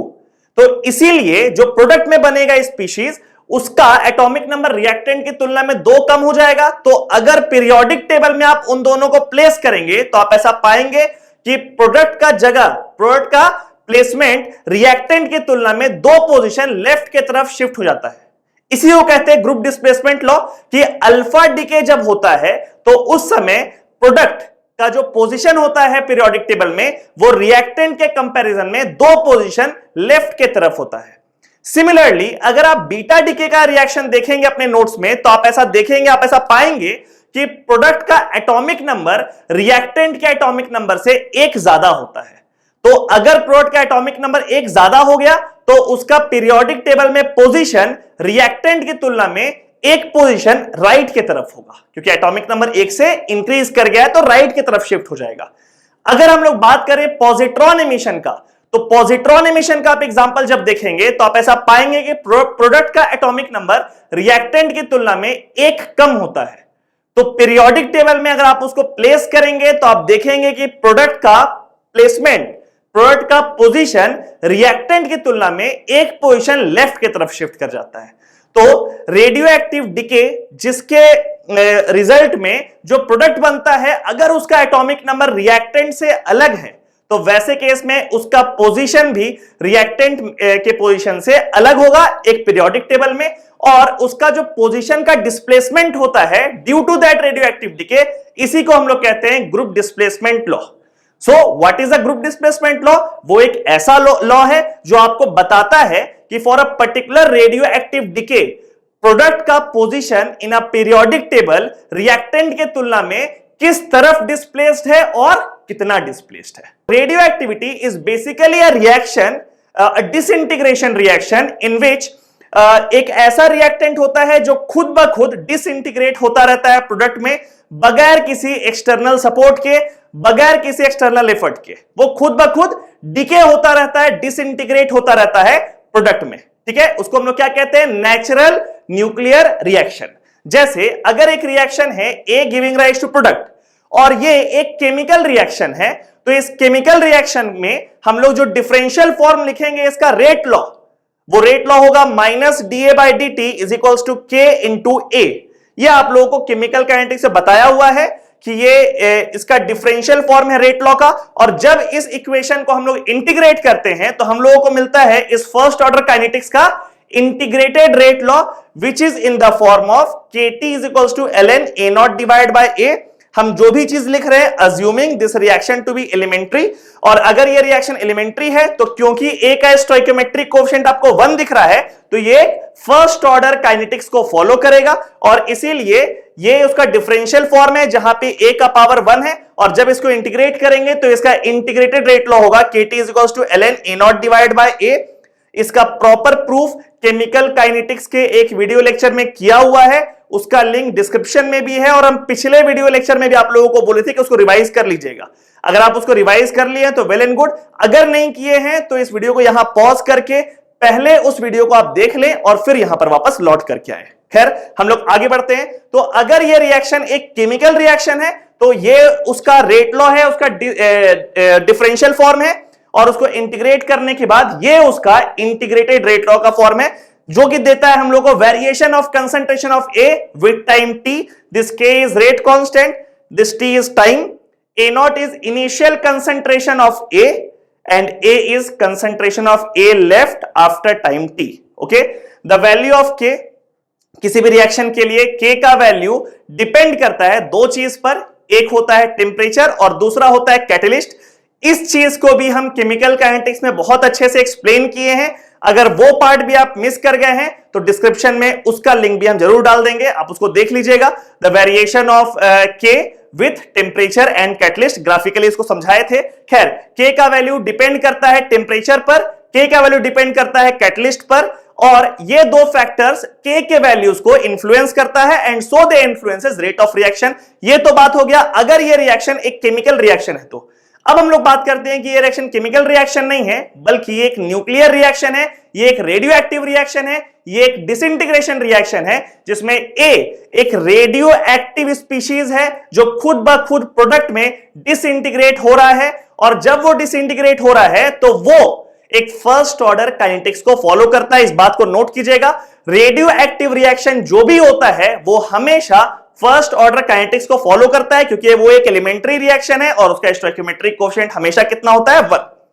Is it fine? A radioactive reaction always follows first order kinetics. तो हमेशा उसके काइनेटिक्स को स्टडी करने के लिए हम लोग integrated rate law of first order reaction ही लगाएंगे। ठीक है, तो अगर मान लीजिए रिएक्शन एक न्यूक्लियर रिएक्शन, एक रेडियोएक्टिव रिएक्शन है, तो वैसे केस में जो डिफरेंशियल फॉर्म है और जो इंटीग्रेटेड फॉर्म है उसमें थोड़ा सा डिफरेंस होगा। उस डिफरेंस को यहां पर हम एक्सप्लेन किए, उसको देखिए अच्छे से। जैसे एक केमिकल रिएक्शन को मानते हुए हम लोग लिखे थे minus da/dt is equals to k into A, और एक रेडियोएक्टिव रिएक्शन को मानते हुए इस इक्वेशन को देखिएगा हम लोग लिखे minus dNA/dt is equals to lambda into Na। अब जैसे इसके LHS में लिखा हुआ है minus da/dt, so this minus da/dt is rate of decrease in concentration of A, वैसे ही this minus dNA/dt is rate of decrease in number of nuclei of A, rate of disintegration of A. This Na is number of nuclei of A. So this minus dNA/dt can be said as rate of disintegration of A or rate of decrease in number of nuclei of A. A जो कि एक radioactive particle है, उसका जितना भी number है, जिसका number of atoms है, उसके डिक्रीज करने का रेट, उसके डिसइंटीग्रेट करने का रेट। यहां पर कंसंट्रेशन है और वहां पर नंबर है, सिर्फ इतना ही डिफरेंस है एलएचएस में कि this is concentration of A and this is number of nuclei of A. ठीक है, so minus dNA/dt is equals to lambda into Na। Product में एक डिफरेंस आपको बिल्कुल सिमिलर डिफरेंस दिख रहा होगा। यहां पर ये कंसंट्रेशन ऑफ ए है तो इस जगह पर this Na is again number of nuclei of A. तो जहां जहां कंसंट्रेशन वहां वहां नंबर ऑफ न्यूक्लियाई हो गया है चेंज। और एक अंतर आपको दिखेगा, यहां पर k है और यहां लैम्डा है। ये k और लैम्डा एक दूसरे के साथ बहुत सिमिलरिटी रखता है और कुछ डिफरेंस भी रखता है। k was rate constant which is always used for a chemical reaction. Lambda is called decay constant which is used for a radioactive reaction, for a nuclear reaction. ठीक है, इन दोनों में सिमिलरिटी क्या है? तो इन दोनों का यूनिट सेम होगा। आपको याद होगा एक फर्स्ट ऑर्डर काइनेटिक्स में k का यूनिट होता है पर टाइम, पर सेकेंड, पर मिनट या पर आवर, इस फॉर्म में होता है k का यूनिट। तो अगर हम लोग बात करें एक रेडियोएक्टिव रिएक्शन में तो लैम्डा का यूनिट भी होगा per time. Per time means इस केस में generally what we use per hour, per day और पर ईयर ऑल्सो, क्योंकि एक रेडियोएक्टिव रिएक्शन है वो तो सालों साल चल रहा है, तो कई बार लैम्डा का वैल्यू आपको क्वेश्चन में पर ईयर के फॉर्म में भी दिया हो सकता है। ठीक है, बट इवेंचुअली दोनों का यूनिट इज पर time. So this is the similarity between the two, that unit of k and unit of lambda वो दोनों सेम होता है बिकॉज दोनों फर्स्ट ऑर्डर काइनेटिक्स का ही रेट कांस्टेंट या डीके कांस्टेंट है। नाम अलग अलग है लेकिन दोनों का मतलब एक ही है। इस सेंस में अंतर क्या है दोनों में? k का जो वैल्यू है वो डिपेंड करता है टेम्परेचर और कैटलिस्ट में। अगर हम लोग टेम्परेचर को चेंज करेंगे किसी केमिकल रिएक्शन में या उसमें हम कैटलिस्ट को इंट्रोड्यूस करेंगे तो K का वैल्यू बदल जाता है। ये हम प्रॉपरली समझा चुके हैं पहले, लेकिन यहां पर एक डिफरेंस आता है कि जो लैम्डा है, lambda does not depend on the values of temperature on the introduction of catalyst और ऑन एनी एक्सटर्नल फैक्टर। इस बात को बहुत ध्यान से समझिए कि K का जो वैल्यू है वो टेम्परेचर और कैटलिस्ट पर डिपेंड करता है, लेकिन लैम्डा का जो वैल्यू है वो किसी भी एक्सटर्नल फैक्टर पर डिपेंड नहीं करता है। किसी भी एक न्यूक्लियर रिएक्शन का, किसी भी एक रेडियो एक्टिव रिएक्शन का लैम्डा का वैल्यू कांस्टेंट होता है। आप टेम्परेचर को चाहे जितना मन उतना चेंज कीजिए, प्रेशर चेंज कीजिए, कैटलिस्ट डालिए, कैटलिस्ट निकाल लीजिए, जो करना है कीजिए, the value of lambda remains constant for that nuclear reaction. So this is the difference between the two. तो हमको लगता है कि आप लोगों को क्लियर होगा कि लैम्डा और के में क्या सिमिलरिटी है और क्या डिफरेंस है। तो अब हम लोग फोकस करते हैं लैम्डा पर। This lambda is called decay constant, Na is number of nuclei of A, और इन दोनों का जो प्रोडक्ट है लैम्डा इंटू Na, इसको हम लोग कहते हैं एक्टिविटी। एक नया नाम दिए हैं एक्टिविटी।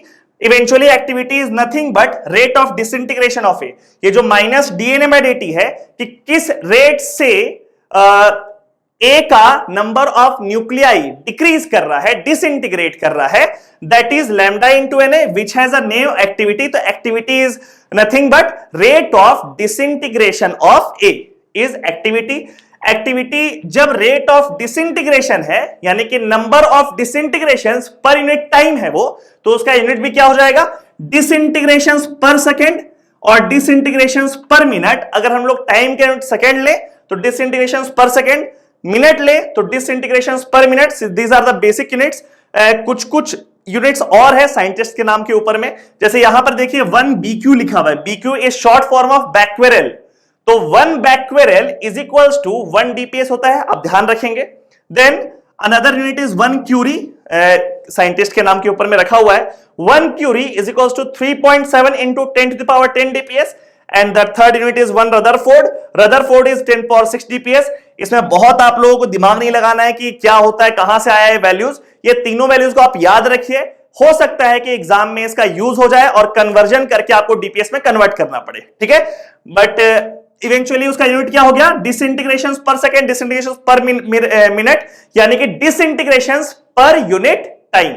और ये सब कन्वर्जन आप लोग याद करके रखेंगे, ठीक है। So this minus dNA/dt is rate of disintegration of A, उसके नंबर ऑफ न्यूक्लियाई के डिक्रीज करने का रेट, डिसइंटीग्रेट करने का रेट।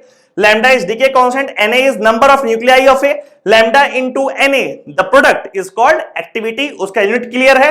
तो ये एक फर्स्ट ऑर्डर का डिफरेंशियल फॉर्म है। जब इसको इंटीग्रेट करेंगे हम लोग तो बिल्कुल जैसे ये वाला इंटीग्रेशन हुआ था वैसे ही उसका भी इंटीग्रेशन एग्जीक्यूट होगा, और वो इंटीग्रेशन होने के बाद ऐसा ही इक्वेशन वहां पे आएगा। अंतर क्या होगा, यहां पे k की जगह लैम्डा हो जाएगा, lambda into t is equals to ln, और यहां पर a naught divide by a concentration, initial concentration after time t, तो यहां पर a नॉट बाय a के जगह n naught divide by Na, where n naught is initial number of nuclei of a। जब reaction शुरू हुआ होगा उस समय a का नंबर ऑफ न्यूक्लियाई क्या रहा होगा, and Na is number of nuclei of a that remains after time t, जो डिसइंटीग्रेट नहीं हुआ है। जो डिसइंटीग्रेट हो गया वो तो प्रोडक्ट में कन्वर्ट कर गया, बट जो रिमेनिंग है, जो लेफ्ट आउट हो चुका है, जो कि अभी तक डिसइंटीग्रेट नहीं हुआ है, वो है ये Na का value. So this is a differential form like this equation. अंतर क्या है आप लोगों को क्लियरली दिख रहा है। तो इस इक्वेशन को यूज करके हम लोग क्वेश्चंस को सॉल्व करते हैं। जैसे क्वेश्चंस क्या आपको बोलेगा, मान लीजिए किसी भी सवाल में आपको लैम्डा का वैल्यू दे दिया। अच्छा, कई बार ऐसा होता है कि लैम्डा का वैल्यू नहीं दे करके आपको इसका हाफ लाइफ दे देगा। अगर ये एक रेडियो एक्टिव रिएक्शन है तो आपको ऐसा कह सकता है कि इस ए का हाफ लाइफ का वैल्यू आपको दे दिया, इससे फॉर एग्जांपल 500 इयर्स, यानी कि 500 साल में ए का जितना भी नंबर ऑफ न्यूक्लियाई था वो आधा डिसइंटीग्रेट कर जाएगा और आधा रह जाएगा। हाफ लाइफ तो आप लोग समझ ही रहे। हाफ लाइफ का मतलब होता है जितना भी आप नंबर ऑफ न्यूक्लियाई लेकर के आए हैं रिएक्टेंट का ए का, उसका आधा डिसइंटीग्रेट हो गया प्रोडक्ट में और अभी आधा बचा हुआ है रिएक्टेंट के ही तरफ, that is called half life. So T half का value for first order kinetics, ये आप लोगों को ध्यान में होगा फर्स्ट ऑर्डर का नोट से या उसके वीडियो लेक्चर से, इसका वैल्यू होता है 0.693 डिवाइड बाय के। This is the relation between T half, half life and rate constant K for a first order reaction. अगर हम लोग इसको रेडियोएक्टिव रिएक्शन के लिए लिखना चाहें तो सिर्फ इस K के जगह हम लोग लिख देंगे लैम्डा और यही वाला वैल्यू हो जाएगा, यही वाला इक्वेशन को यूज करेंगे। T half is 0.693 divide by lambda. तो कई बार ऐसा क्वेश्चन में होता है कि लैम्डा नहीं दिया रहता है, आपको T half का वैल्यू दिया रहेगा। अगर T half दिया हुआ है तो इस इक्वेशन को यूज करके आप उसका डीके कांस्टेंट का वैल्यू निकाल लेंगे, लैम्डा निकाल लेंगे, लैम्डा को यहां पुट कर देंगे। दिस T इज एज, ये होता है एज। मान लीजिए कि ये A किसी भी एक प्रोसेस से फॉर्म हुआ है और वो प्रोडक्ट में कन्वर्ट कर रहा है, तो ये A जब फॉर्म हुआ उस समय उसका एज था 0 और अभी जब आपको मिला है वो उस समय उसका कुछ एज हो चुका है, तो ये टाइम हो गया है उसका एज, उसका उम्र। ना this N0 is initial number of nuclei of A, जो कि आप यहां पर पुट करेंगे। This Na is number of nuclei of A remaining after time T, उसको आप यहां पर पुट करेंगे और आप सॉल्व करेंगे। कोई एक अननोन होगा क्वेश्चन में, शायद N0 दिया हुआ हो, Na दिया हुआ हो और लैम्डा या T half दिया हुआ हो, और आप सॉल्व करके उस A का एज निकाल ले कि कितना दिन हुआ है, कितना साल हुआ है, कितना मिनट, कितना आवर हुआ है उस रिएक्शन को शुरू हुए, वो उस रिएक्शन का एज है ना, कि वो रिएक्शन को शुरू हुए कितना समय बीत चुका है, दैट इज कॉल्ड एज। तो ये इक्वेशन को यूज करके आप सॉल्व कर सकते हैं, लेकिन इस इक्वेशन को प्रैक्टिकली अप्लाई करने में एक कंस्ट्रेंट है। कंस्ट्रेंट ये है कि यहां पर ये N0 और Na है। N0 यानी कि number of nuclei of A at the start of reaction, Na number of nuclei of A remaining after time T। अब आप सोचिए किसी भी सैंपल में नंबर ऑफ न्यूक्लियाई तो बहुत ज्यादा होगा, उसका नंबर्स बहुत हाई होगा, कई बार इतना हाई होगा जिसको शायद हम लोग एक्यूरेटली कैलकुलेट भी नहीं कर पाए, इसीलिए यहां पर पुट करने में थोड़ा एक कंस्ट्रेंट है। ठीक है, तो हम लोग क्या करते हैं, इस इक्वेशन को थोड़ा सा अपने कंफर्ट जोन में लाते हैं और यहां न्यूमरेटर और डिनोमिनेटर दोनों में हम लोग मल्टीप्लाई कर देते हैं लैम्डा से। अगर ऊपर और नीचे लैम्डा से मल्टीप्लाई करेंगे तो आप लोगों को पता है कि रेशियो में कोई फर्क नहीं पड़ेगा। जैसे ही लैम्डा से हम मल्टीप्लाई किए तो ये बन गया lambda N0 divide by lambda Na। Now this lambda n product of decay constant and number is actually rate of disintegration, यानी कितना रेट से वो डिसइंटीग्रेट कर रहा है, और उसी को हम लोग नाम देते हैं एक्टिविटी। तो यहां पर इस लैम्डा इंटू N0 को हम लिख दिए A0, lambda into N0। N0 क्या है, शुरुआत में A का कितना नंबर ऑफ न्यूक्लियाई था, तो lambda into N0 is A0। A0 का मतलब उसका शुरू में एक्टिविटी कितना था, शुरू में एक्टिविटी का मतलब जब रिएक्शन शुरू हुआ था उस समय उसका रेट ऑफ डिसइंटीग्रेशन कितना था। ठीक है, और AT is activity after time T, यानी कि समय T बीतने के बाद अभी उसका एक्टिविटी कितना है, अभी उसमें माइनस DNA/AT यानी कि रेट ऑफ डिसइंटीग्रेशन कितना है। ध्यान रखिएगा यहां पर लैम्डा n वाला टर्म है और लैम्डा n का मतलब होता है एक्टिविटी, इसको A0 AT बोल रहे हैं। This A0 and AT is nothing but minus DN/dt यानी कि रेट ऑफ डिसइंटीग्रेशन। तो शायद आपके मन में एक सवाल आएगा कि सर ये रेशियो निकालना मुश्किल और ये वाला रेशियो निकालना आसान क्यों है। सी, हम लोग पहले ये देख लें, ये बात को समझ लें कि ratio of number of nuclei and ratio of activity यानी कि ratio of rate of disintegration, ये तो एक ही चीज है, बिकॉज लैम्डा से मल्टीप्लाई करने पे ये आ गया है, which means number of nuclei का रेशियो और एक्टिविटी का रेशियो एक ही चीज है। रेशियो तो सेम वैल्यू आएगा, और एक्टिविटी का रेशियो का मतलब ऊपर में क्या है, शुरुआत में उसका रेट ऑफ डिसइंटीग्रेशन और नीचे अभी उसका रेट ऑफ डिसइंटीग्रेशन। तो ऐसा क्यों है कि नंबर ऑफ न्यूक्लियाई और एक्टिविटी का रेशियो का वैल्यू सेम है, लेकिन एक्टिविटी का रेशियो निकालना आसान है और नंबर ऑफ न्यूक्लियाई का रेशियो निकालना मुश्किल है। इसको हम आपको समझाते हैं एक प्रैक्टिकल एग्जांपल से। ठीक है, आप ऐसा सोचिए कि दो बहुत बड़ा बड़ा स्टेडियम है जिसके अंदर जो क्राउड है उसका नंबर्स बहुत ज्यादा है, इन थाउजेंड्स और may be touching towards lakhs, बहुत ज्यादा नंबर है दो अलग अलग स्टेडियम में। ठीक है, और मेरे को निकालना है कि इसमें जो क्राउड है उसका नंबर डिवाइडेड बाय इस स्टेडियम में जो क्राउड है उसका नंबर, यानी कि दोनों के क्राउड के नंबर का रेशियो निकालना है मेरे को। तो अगर मान लीजिए हम इस इक्वेशन की तरफ जाएं तो मेरे को क्या करना पड़ेगा, इस स्टेडियम में जा करके उसके पूरे क्राउड को गिनना पड़ेगा, काउंट करना पड़ेगा। वही काम यहां पर जाकर करना पड़ेगा और एक स्टेडियम का जो भी नंबर है उसको यहां पुट कर दिए और दूसरे वाले का नंबर को यहां पर पुट कर दिए। ठीक है, अब आप सोचिए ये तो बहुत कम्बरसम जॉब है, बहुत मुश्किल काम है कि number of people, number of crowd के नंबर को काउंट करना दोनों स्टेडियम में। लेकिन अगर आपको कोई ऐसा बोले कि आपको एग्जैक्ट नंबर का जरूरत थोड़ी है, आपको तो रेशियो का जरूरत है ना, आप क्राउड के एग्जैक्ट नंबर को क्यों काउंट कर रहे हैं? आपको जरूरत किस चीज का है? रेशियो का। और नंबर का रेशियो और number of persons coming out of the stadium, उसका रेशियो अगर सेम है, आप समझिए इस बात को, जैसे यहां पे नंबर ऑफ न्यूक्लियाई का रेशियो है और ये है उसके रेट ऑफ डिसइंटीग्रेशन का रेशियो। इसका मतलब दोनों स्टेडियम में क्राउड के नंबर का रेशियो जो भी है it is equal to this ratio. कौन सा रेशियो? कि इस स्टेडियम में कितना लोग उस स्टेडियम के बाहर निकल रहा है पर यूनिट टाइम, डिवाइड बाय इस स्टेडियम में कितना लोग उस स्टेडियम से बाहर निकल रहा है पर यूनिट टाइम। यानी कि number of people coming out of the stadium per unit time, which means rate of change in the number of this stadium divide by rate of change in the number of this stadium. अगर कोई आपको यह बोल दे कि दोनों stadium में जो crowd है उसके नंबर का ratio is equal to rate of change in the number, दोनों स्टेडियम, दोनों रेशियो इक्वल है, तो आप सोचिए ये दूसरा वाला चीज कैलकुलेट करना कितना आसान होगा कि आप एग्जिट वाले गेट पे खड़े हो जाएं और सिर्फ आप काउंट कर लें कि हर सेकंड कितना लोग वहां से निकल रहा है। अगर आप देखें कि इस स्टेडियम में हर सेकंड 10 लोग वहां से निकल रहा है, उस स्टेडियम से एग्जिट कर रहा है, निकल रहा है, और इस स्टेडियम से हर सेकंड अगर सिर्फ 5 लोग एग्जिट कर रहा है, तो आप कह सकते हैं कि number of people coming out of the stadium per unit time, इसका ratio is 10:5 of crowd present inside the stadium, उसका भी रेशियो हो जाएगा 2:1।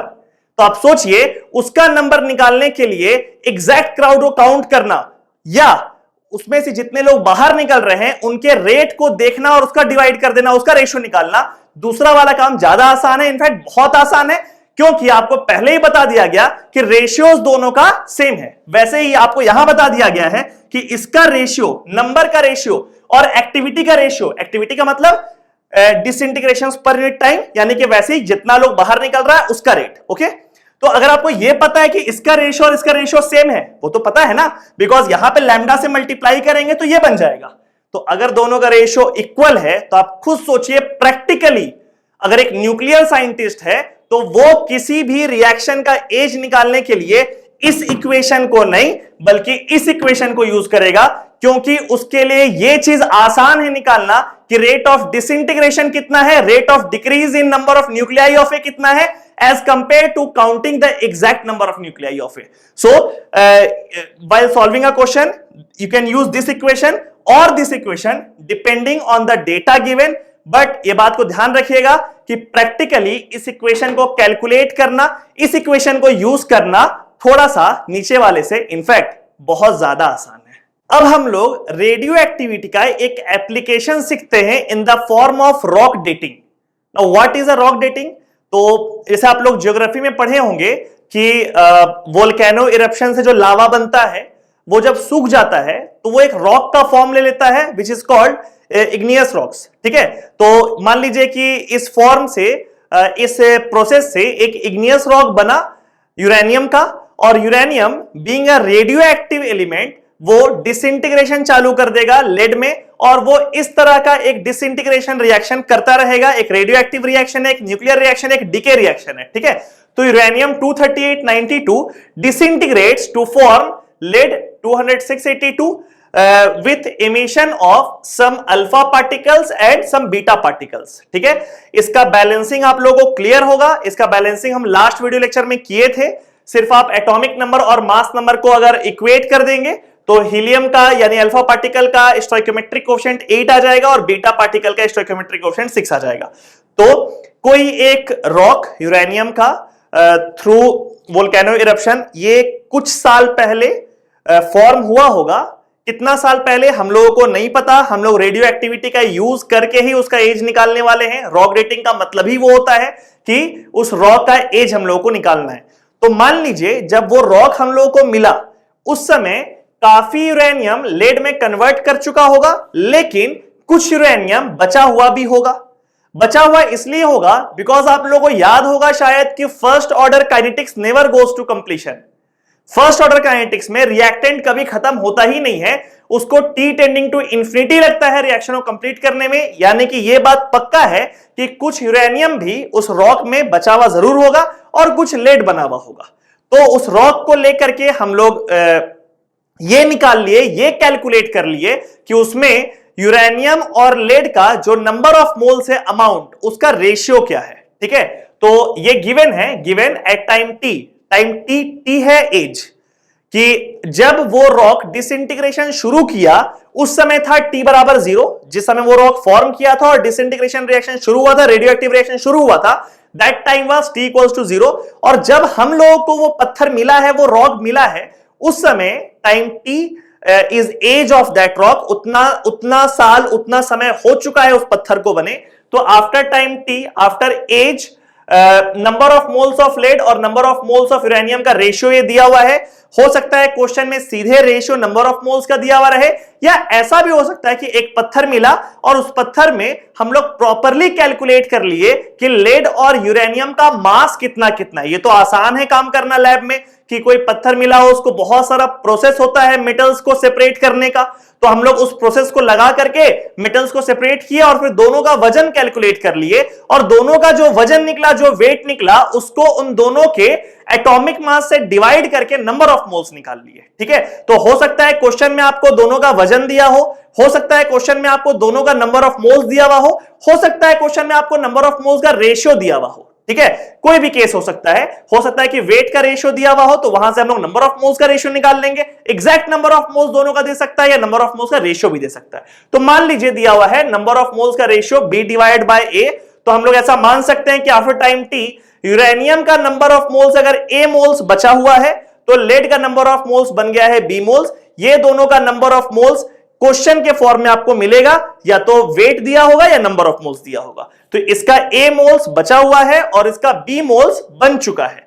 अब हम लोग इस रिएक्शन को रिवर्स करेंगे और सोचेंगे कि जिस समय वो पत्थर बना था, जिस समय डिसइंटीग्रेशन शुरू हुआ था, उस समय ये रिएक्शन पूरा रिवर्स चला जाएगा। यानी कि उस टाइम पर तो लेड 0 बना हुआ होगा, लेड तो बनना शुरू ही नहीं हुआ था, और सारा का सारा यूरेनियम होगा जो लेड में कन्वर्ट किया है, तो लेड को रिवर्स करके यूरेनियम में कन्वर्ट कर देंगे। तो क्योंकि स्टोइकोमेट्रिक कोएफिशिएंट 1:1 का है, तो ये बी मोल जो लेड बना हुआ था, अगर उसको पूरा यूरेनियम में बैकवर्ड शिफ्ट कर देते हैं, तो यूरेनियम का net number of moles after time T equal to 0, time T equal to 0 इसलिए बिकॉज हम लोग रिवर्स किए, हम लोग बैकवर्ड डायरेक्शन में जा रहे हैं उस समय जिस समय वो पत्थर बना था।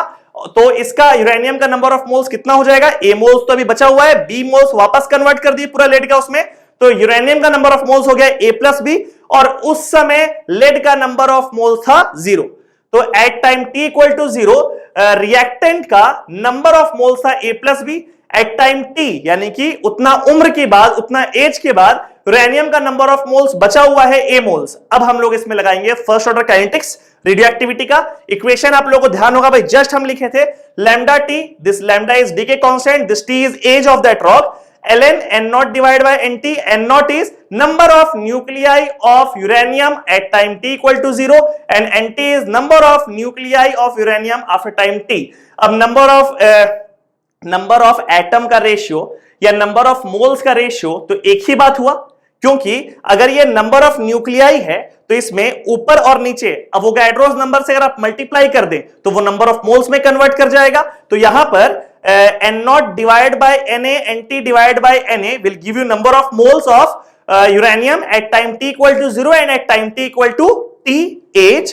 तो नंबर ऑफ न्यूक्लियाई का रेशियो या नंबर ऑफ मोल्स का रेशियो एक ही बात है, तो ये नंबर ऑफ मोल्स का रेशियो हो गया। तो टाइम t इक्वल टू 0 पे यूरेनियम का नंबर ऑफ मोल्स था a प्लस बी, और टाइम t पर यूरेनियम का नंबर ऑफ मोल्स है a, तो उसको हम पुट कर दिए। लैम्डा का वैल्यू क्वेश्चन में दिया रहेगा, ध्यान रखिए, या तो डीके कांस्टेंट लैम्डा दिया रहेगा या फिर आपको दिया रहेगा टी हाफ का वैल्यू, और टी हाफ का वैल्यू अगर दिया हुआ है तो 0.693 बाय लैम्डा वाला इक्वेशन यूज करके आप लैम्डा निकाल लेंगे।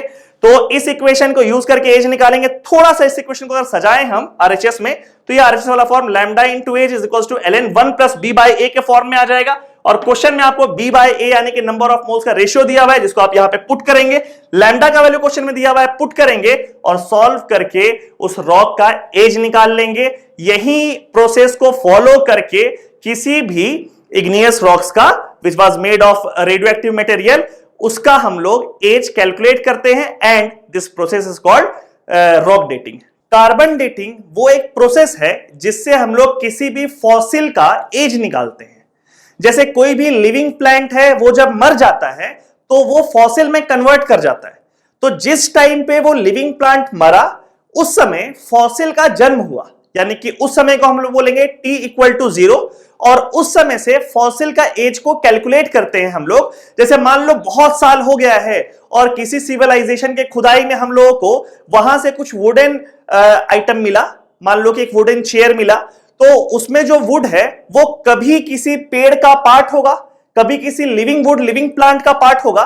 तो हम लोग क्या करते हैं, उसमें कार्बन 14 का एक्टिविटीज को कंपेयर करके निकालते हैं कि वो वुड जिस प्लांट से बना है, जिस ट्री से बना हुआ है, जिस ट्री से यूज हुआ है, वो ट्री कब मरा था, यानी कि वो ट्री कब फॉसिल में कन्वर्ट किया था। ठीक है, तो इस प्रोसेस को समझते हैं कि कार्बन डेटिंग को यूज करके हम लोग किस तरीके से किसी भी डेड वुड या फॉसिल का एज पता लगाते हैं। ठीक है, देखिए जैसे नाइट्रोजन 14(7) जो एटमॉस्फेयर में प्रेजेंट है, वो एक प्रोसेस होता है नाइट्रोजन फिक्सेशन।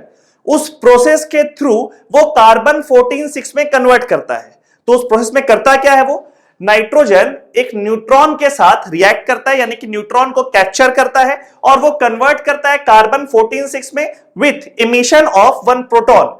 ये जो रिएक्शन है, ये एक नाइट्रोजन फिक्सेशन रिएक्शन है जो एटमॉस्फेयर में खुद ब खुद हो रहा होता है एटमॉस्फेरिक नाइट्रोजन के साथ। ठीक है, अब ये C14 जो फॉर्म किया है एटमॉस्फेयर में, वो ऑक्सीजन के साथ रिएक्ट करके कार्बन डाइऑक्साइड फॉर्म करेगा, विच मींस एटमॉस्फेयर में जितना भी कार्बन डाइऑक्साइड है उसमें लगभग सारा कार्बन डाइऑक्साइड कार्बन 12 वाला है, लेकिन कुछ कार्बन डाइऑक्साइड C14 वाला भी है। जब कोई प्लांट इनहेल करता है, आप लोगों को पता है प्लांट जो है वो in presence of sunlight carbon dioxide को इनहेल करता है। तो जब कोई प्लांट कार्बन डाइऑक्साइड को इनहेल करता है तो उसमें मैक्सिमम कार्बन डाइऑक्साइड C12 वाला होता है, लेकिन कुछ कार्बन डाइऑक्साइड ये C14 वाला भी होता है जो ऊपर वाले रिएक्शन से फॉर्म करता है। तो प्लांट के अंदर जो कार्बन डाइऑक्साइड पहुंचा उसमें काफी सारा कार्बन डाइऑक्साइड C12 वाला है, लेकिन कुछ कार्बन डाइऑक्साइड C14 वाला भी है। अब ये जो C14 है वो एक रेडियो एक्टिव एलिमेंट है, वो अपने आप डिसइंटीग्रेट करता है, डीके करता है, और ये दूसरे वाले न्यूक्लियर रिएक्शन को या डिसइंटीग्रेशन रिएक्शन को एग्जीक्यूट करता है। यानी carbon 14 is not very stable, it is unstable and hence it undergoes disintegration और डीके। ये टूटता है और नाइट्रोजन 14(7) में कन्वर्ट करता है with release of a beta particle. आप दोनों ही रिएक्शन में देखेंगे कि बैलेंस्ड है वो reaction as far as number of nucleons are concerned. तो कार्बन 14 एक रेडियो एक्टिव एलिमेंट है, वो डीके करके नाइट्रोजन में वापस कन्वर्ट कर जाता है और साथ में एक बीटा पार्टिकल भी निकालता है। तो ये वाला कार्बन 14 का काम एटमॉस्फेयर में जो C14 है वो भी डीके कर रहा है, और जो C14 किसी प्लांट के अंदर गया है ड्यूरिंग रेस्पिरेशन, वो प्लांट के अंदर भी इस डीके वाले प्रोसेस को एग्जीक्यूट कर रहा है। तो ऊपर वाले प्रोसेस से C14 बन रहा है, जबकि नीचे वाले रिएक्शन से C14 डीके कर रहा है। तो ऊपर और नीचे दोनों रिएक्शन एक समय ऐसा आएगा जब ये दोनों इक्विलिब्रियम में हो जाएगा और एटमॉस्फेयर में C14 का जो कंटेंट है वो लगभग कांस्टेंट हो जाएगा। यानी कि एक समय आएगा जब C14 का बनने का रेट और C14 के डिके करने के रेट को हम लोग कंपेयर करेंगे तो वो दोनों बराबर हो जाएगा, और हम लोग क्या कहेंगे कि एटमॉस्फेयर में जो C14 का कंटेंट है वो कांस्टेंट हो गया है। और सिमिलरली किसी प्लांट के अंदर भी जो C14 का कंटेंट है वो कांस्टेंट हो गया है। कैसे कांस्टेंट हुआ किसी प्लांट के अंदर? तो जिस रेट से C14 किसी प्लांट के अंदर डिके कर रहा है, उसी रेट से थ्रू रेस्पिरेशन C14 प्लांट के अंदर इंटर भी कर रहा है। तो अगर रेट ऑफ इंट्रेंस और रेट ऑफ डिके ये दोनों अगर बराबर हो गया तो हम लोग क्या कहेंगे, किसी भी प्लांट के अंदर C14 का जो कंटेंट है, जो डेंसिटी है। अब अगर मान लीजिए कोई प्लांट छोटा रहेगा तो उसमें C14 कम रहेगा, कोई प्लांट अगर बड़ा होगा तो उसमें C14 ज्यादा होगा। लेकिन अगर हम लोग बात करें उसके अंदर जो वुड है, जो लकड़ी है, उसमें C14 का डेंसिटी, अगर दोनों प्लांट में से इक्वल वॉल्यूम का वुड निकाले तो C14 का जो दोनों में कंटेंट होगा वो कांस्टेंट होगा, क्योंकि दोनों का रेट, उसके आने का रेट और उसके डिसइंटीग्रेट होने का रेट, अगर ये दोनों रेट बराबर हो गया then content of C14 inside the plant will be constant. तो ऐसा होता है लिविंग प्लांट में, बिकॉज लिविंग प्लांट में थ्रू रेस्पिरेशन C14 इंटर भी कर रहा होता है और through disintegration, through decay, through radioactive reaction वो घट भी रहा होता है, वो डिक्रीज भी कर रहा होता है। तो एक लिविंग प्लांट में C14 का कंटेंट कांस्टेंट है, क्योंकि उसके पास दोनों पाथ है, आने का भी रास्ता है और जाने का भी रास्ता है, और वो दोनों का रेट बराबर हो चुका है। लेकिन जैसे ही एक प्लांट मरता है, जैसे ही उसमें जो रेस्पिरेशन का प्रोसेस है वो रुक जाता है, जैसे ही वो मरा अब वो सांस लेना बंद कर देगा, तो उसमें जो रेस्पिरेशन का प्रोसेस है, जो वो इनहेल कर रहा था कार्बन डाइऑक्साइड को, वो प्रोसेस तो रुक जाएगा। तो एंट्री वाला पार्ट स्टॉप हो गया, एंट्री वाला गेट बंद हो गया। तो अब उस वुड के अंदर, अब उस फॉसिल के अंदर, अब तो वो लिविंग प्लांट रहा नहीं, वो किस चीज में कन्वर्ट कर गया, तो वो कन्वर्ट कर गया एक फॉसिल में। तो अब उस फॉसिल में एंट्री C14 का नहीं हो रहा है, उसमें सिर्फ जो C14 पहले से प्रेजेंट है वो लगातार डीके हो रहा है, बिकॉज एक रेडियो एक्टिव रिएक्शन है। इसको नहीं फर्क पड़ता है एक्सटर्नल कंडीशंस क्या है, ये तो अपना रिएक्शन को कंटिन्यू करता रहेगा हमेशा, फॉलोइंग फर्स्ट ऑर्डर काइनेटिक्स। आप लोगों को पता है radio activity follows first order kinetics, इसीलिए जो C14 प्लांट के अंदर जमा था वो धीरे धीरे डिक्रीज करेगा फॉलोइंग फर्स्ट ऑर्डर काइनेटिक्स। और क्योंकि वो फर्स्ट ऑर्डर रिएक्शन को फॉलो करता है तो प्लांट के अंदर C14 का कंटेंट कभी भी जीरो नहीं होगा। फर्स्ट ऑर्डर रिएक्शन में रिएक्टेंट कभी खत्म नहीं होता है, तो ये रिएक्शन जो है ये एक फर्स्ट ऑर्डर काइनेटिक्स को फॉलो कर रहा है, C14 N14 में कन्वर्ट कर रहा है थ्रू फर्स्ट ऑर्डर काइनेटिक्स, तो इसीलिए ये C14 कभी भी खत्म नहीं होगा। अब वो प्लांट मर चुका है, फॉसिल बन चुका है, जिस समय प्लांट मरा that time is T equal to 0, उस समय फॉसिल का जन्म हुआ और उस समय से फॉसिल का एज को काउंट करना हम लोग शुरू कर दिए। अब सोचिए कई साल बीत चुका है, इनफैक्ट कई हजार साल बीत चुका है, और वो जो प्लांट मरा उसके वुड को, उसके लकड़ी को यूज करके कुछ फर्नीचर बनाया गया या किसी भी प्रोसेस में यूज कर लिया गया, और उसको कई हजार साल बाद जब किसी सिविलाइजेशन में खुदाई हुआ तो वो लकड़ी का कुर्सी वहां मिला, वो वुडन चेयर वहां मिला। अब उसमें जो वुड है वो कई हजार साल पहले एक लिविंग प्लांट का पार्ट था जो मरने के बाद ये फर्नीचर में कन्वर्ट किया गया। तो उस वुडन चेयर में जो भी वुड है उसमें भी तो C14 अभी बचा हुआ होगा ना, क्योंकि C14 जो डिके कर रहा है वो तो फर्स्ट ऑर्डर काइनेटिक्स के हिसाब से कर रहा है, तो शुरुआत तो बहुत हजार साल पहले हुआ होगा।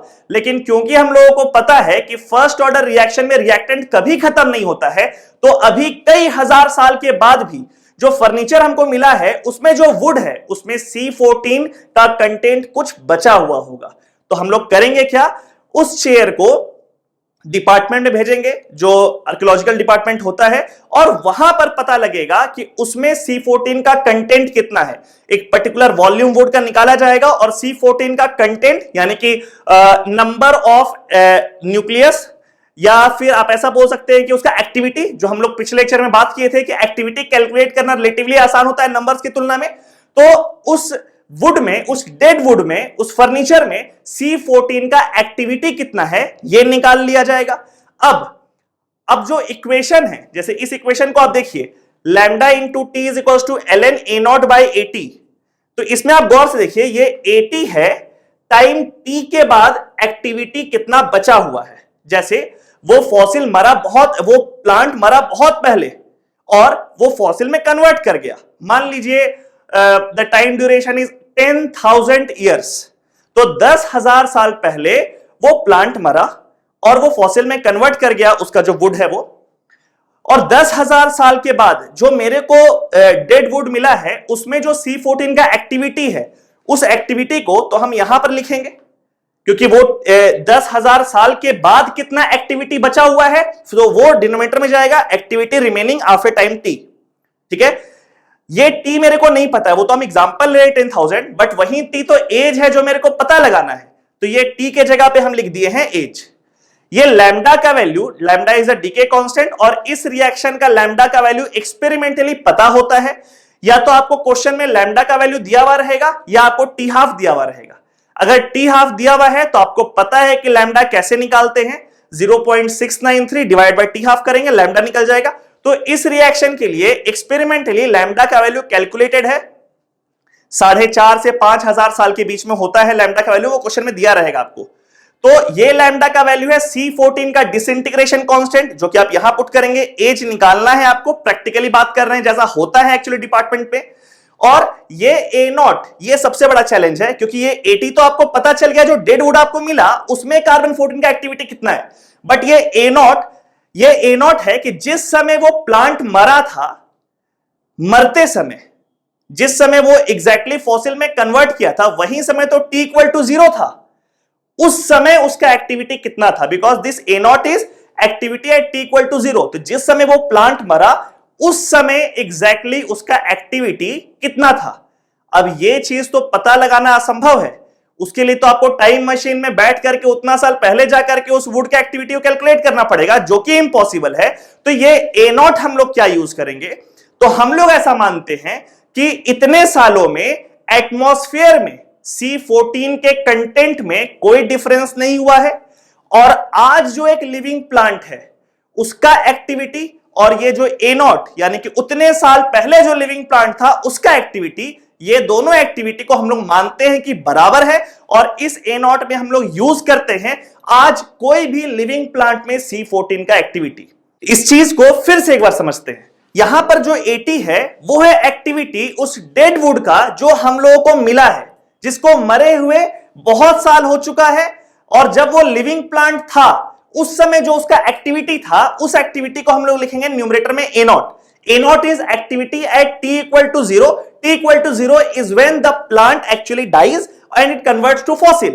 तो उस समय जो भी एक्टिविटी था लिविंग प्लांट का, जो प्लांट जब जीवित था उस समय उसका एक्टिविटी, उसको हम लोग पुट करेंगे A0 में, और 80 के जगह हम लोग पुट करेंगे एक्टिविटी ऑफ डेड वुड जो हम लोगों को मिला है। अब ये तो हम लोगों को कैलकुलेट करना आसान है, बिकॉज वो हम लोगों के सामने है, वो तो अपने हाथ में है। लेकिन ये जो A0 है इसको कैलकुलेट करना प्रैक्टिकली इंपॉसिबल है, बिकॉज ये तो कई हजार साल पहले जो प्लांट जीवित था उस समय का एक्टिविटी है। तो वो हम लोग कैसे पता लगाएंगे, तो हम लोग क्या करते हैं, इस A0 के जगह हम लोग पुट करते हैं अभी जो भी प्लांट जीवित है, करंट सिनारियो में, करंट सिचुएशन में, अभी प्रेजेंट टाइम में जो भी लिविंग प्लांट है उसके एक्टिविटी को इस A0 में पुट करते हैं, ये मानते हुए कि इतने समय में, इतने हजार साल में कार्बन 14 का जो कंटेंट है एटमॉस्फेयर उसमें कोई बदलाव नहीं हुआ होगा। तो जो कार्बन 14 का एक्टिविटी 10 या 20,000 साल पहले होगा किसी प्लांट में, आज भी एक लिविंग प्लांट में C14 का एक्टिविटी सेम होगा। ऐसा मानते हुए हम लोग यहां पर A0 पुट करते हैं। तो नीचे वाला इक्वेशन देखिए, लैम्डा इंटू एज, ये T के जगह एज, A0 के जगह हम लिखे हैं activity of C14 for living plant, अभी जो प्लांट जिंदा है उसका। एट प्रेजेंट टाइम हम लोग एक प्लांट लेंगे जो प्लांट जीवित है, जो मरा नहीं है, और उसका एक्टिविटी को यहां पर पुट करेंगे, और नीचे डिनोमिनेटर में जो एक्टिविटी है वो एक्टिविटी है डेड वुड का, यानी जो फॉसिल हम लोगों को मिला है उसके एक्टिविटी को हम लोग डिनोमिनेटर में पुट करेंगे, और इस इक्वेशन को सॉल्व करके will calculate the age of fossil. ध्यान ये रखना कि ये इक्वेशन आपको लगभग सही आंसर तभी देगा जब इतने समय में, अभी प्रेजेंट टाइम से पास्ट में जाएंगे और इतना साल पीछे और अभी के बीच में कार्बन 14 के कंटेंट में, एटमॉस्फेयर में कोई डिफरेंस नहीं हुआ हो। अगर कार्बन 14 का कंटेंट एटमॉस्फेयर का चेंज किया होगा तो वैसे केस में जो एज निकल करके आएगा इस इक्वेशन से वो सही नहीं होगा, वो गलत निकल करके आएगा। तो इस पे भी कई बार एग्जाम में क्वेश्चन पूछता है कि मान लीजिए कि इतने सालों में कार्बन 14 का कंटेंट एटमॉस्फेयर में इंक्रीज कर गया है, तो अब आप बताइए जो एज निकल करके आएगा वो एक्चुअल एज से ज्यादा निकल के आएगा या एक्चुअल एज से कम निकल के आएगा। तो एक बार देखते हैं इस केस को। अगर मान लीजिए C14 का कंटेंट एटमॉस्फेयर में इंक्रीज कर गया है, इसका मतलब उसका एक्टिविटी भी इंक्रीज कर गया है, विच मींस ये जो A0 आप पुट कर रहे हैं activity in case of living plant, वो तो एक्चुअली जितना होना चाहिए उससे ज्यादा ना पुट कर रहे हैं, क्योंकि C14 का कंटेंट अगर एटमॉस्फेयर में बढ़ गया है तो ये A0 का वैल्यू अभी वाले लिविंग प्लांट का जो हम लोग पुट कर रहे हैं वो तो एक्चुअली ज्यादा पुट कर रहे हैं, क्योंकि उतने साल पहले जो लिविंग प्लांट था उसमें एक्टिविटी कम होगा, इतने सालों में एक्टिविटी C14 का इंक्रीज कर गया है। तो अगर आप ये वैल्यू जो पुट कर रहे हैं इस इक्वेशन में वो एक्चुअल वैल्यू से ज्यादा पुट कर रहे हैं, तो जो एज निकल करके आएगा उस डेड वुड का वो भी एक्चुअल एज से ज्यादा आएगा। तो अगर इतने सालों में एटमॉस्फेयर में C14 का कंटेंट इंक्रीज कर गया है तो calculated age of the fossil will be higher than the actual age. लेकिन अगर बाय चांस कार्बन 14 का कंटेंट एटमॉस्फेयर में डिक्रीज कर गया है तो जो एज निकल करके आएगा वो एज एक्चुअल एज से कम निकल के आएगा। ये इक्वेशन आपको सही एज तभी देगा जब C14 का कंटेंट इतने सालों में एटमॉस्फेयर में नहीं बदला हो। अब हम लोग बात करते हैं एक और टॉपिक न्यूक्लियर केमिस्ट्री का, mass defect and binding energy. आपके मन में एक सवाल आ सकता है, एक डाउट आ सकता है कि सर छोटा सा न्यूक्लियस में सारा प्रोटॉन्स एक साथ होता है, तो क्या वो प्रोटॉन एक दूसरे को रिपेल नहीं करता है? ऑब्वियसली करता होगा, बिकॉज दोनों प्रोटॉन तो पॉजिटिवली चार्ज है या सारा प्रोटॉन पॉजिटिवली चार्ज है। तो जब प्रोटॉन्स एक दूसरे को रिपेल कर रहा है तो फिर वो सब एक साथ न्यूक्लियस में क्यों प्रेजेंट है, वो सब अलग अलग क्यों नहीं हो जाता है? इसके पीछे कारण है बाइंडिंग एनर्जी का। बाइंडिंग एनर्जी क्या होता है इसको पूरे प्रोसेस से समझते हैं अच्छे से। देखो, मान लो कि एक न्यूक्लियस मेरे को फॉर्म करना है X, जिसमें नंबर ऑफ प्रोटॉन्स कितना चाहिए Z और नंबर ऑफ न्यूट्रॉन्स कितना चाहिए A माइनस Z। तो Z नंबर ऑफ प्रोटॉन्स को लाया गया और A minus Z number of neutrons को लाया गया और सबको मिलाकर न्यूक्लियस बनाया गया। उस न्यूक्लियस का मास होना कितना चाहिए? Total mass of protons plus total mass of neutrons.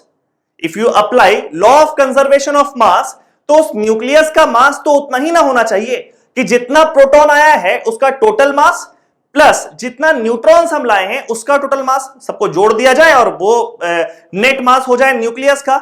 लेकिन न्यूक्लियर प्रोसेस में, न्यूक्लियर रिएक्शन में law of conservation of mass applicable नहीं होता है। न्यूक्लियर प्रोसेस में law of conservation of mass plus energy applicable होता है। यानी कि एक केमिकल रिएक्शन की अगर हम लोग बात करेंगे तो वहां पे मास कंजर्व्ड होता है, रिएक्टेंट का टोटल मास और प्रोडक्ट का टोटल मास सेम रहता है।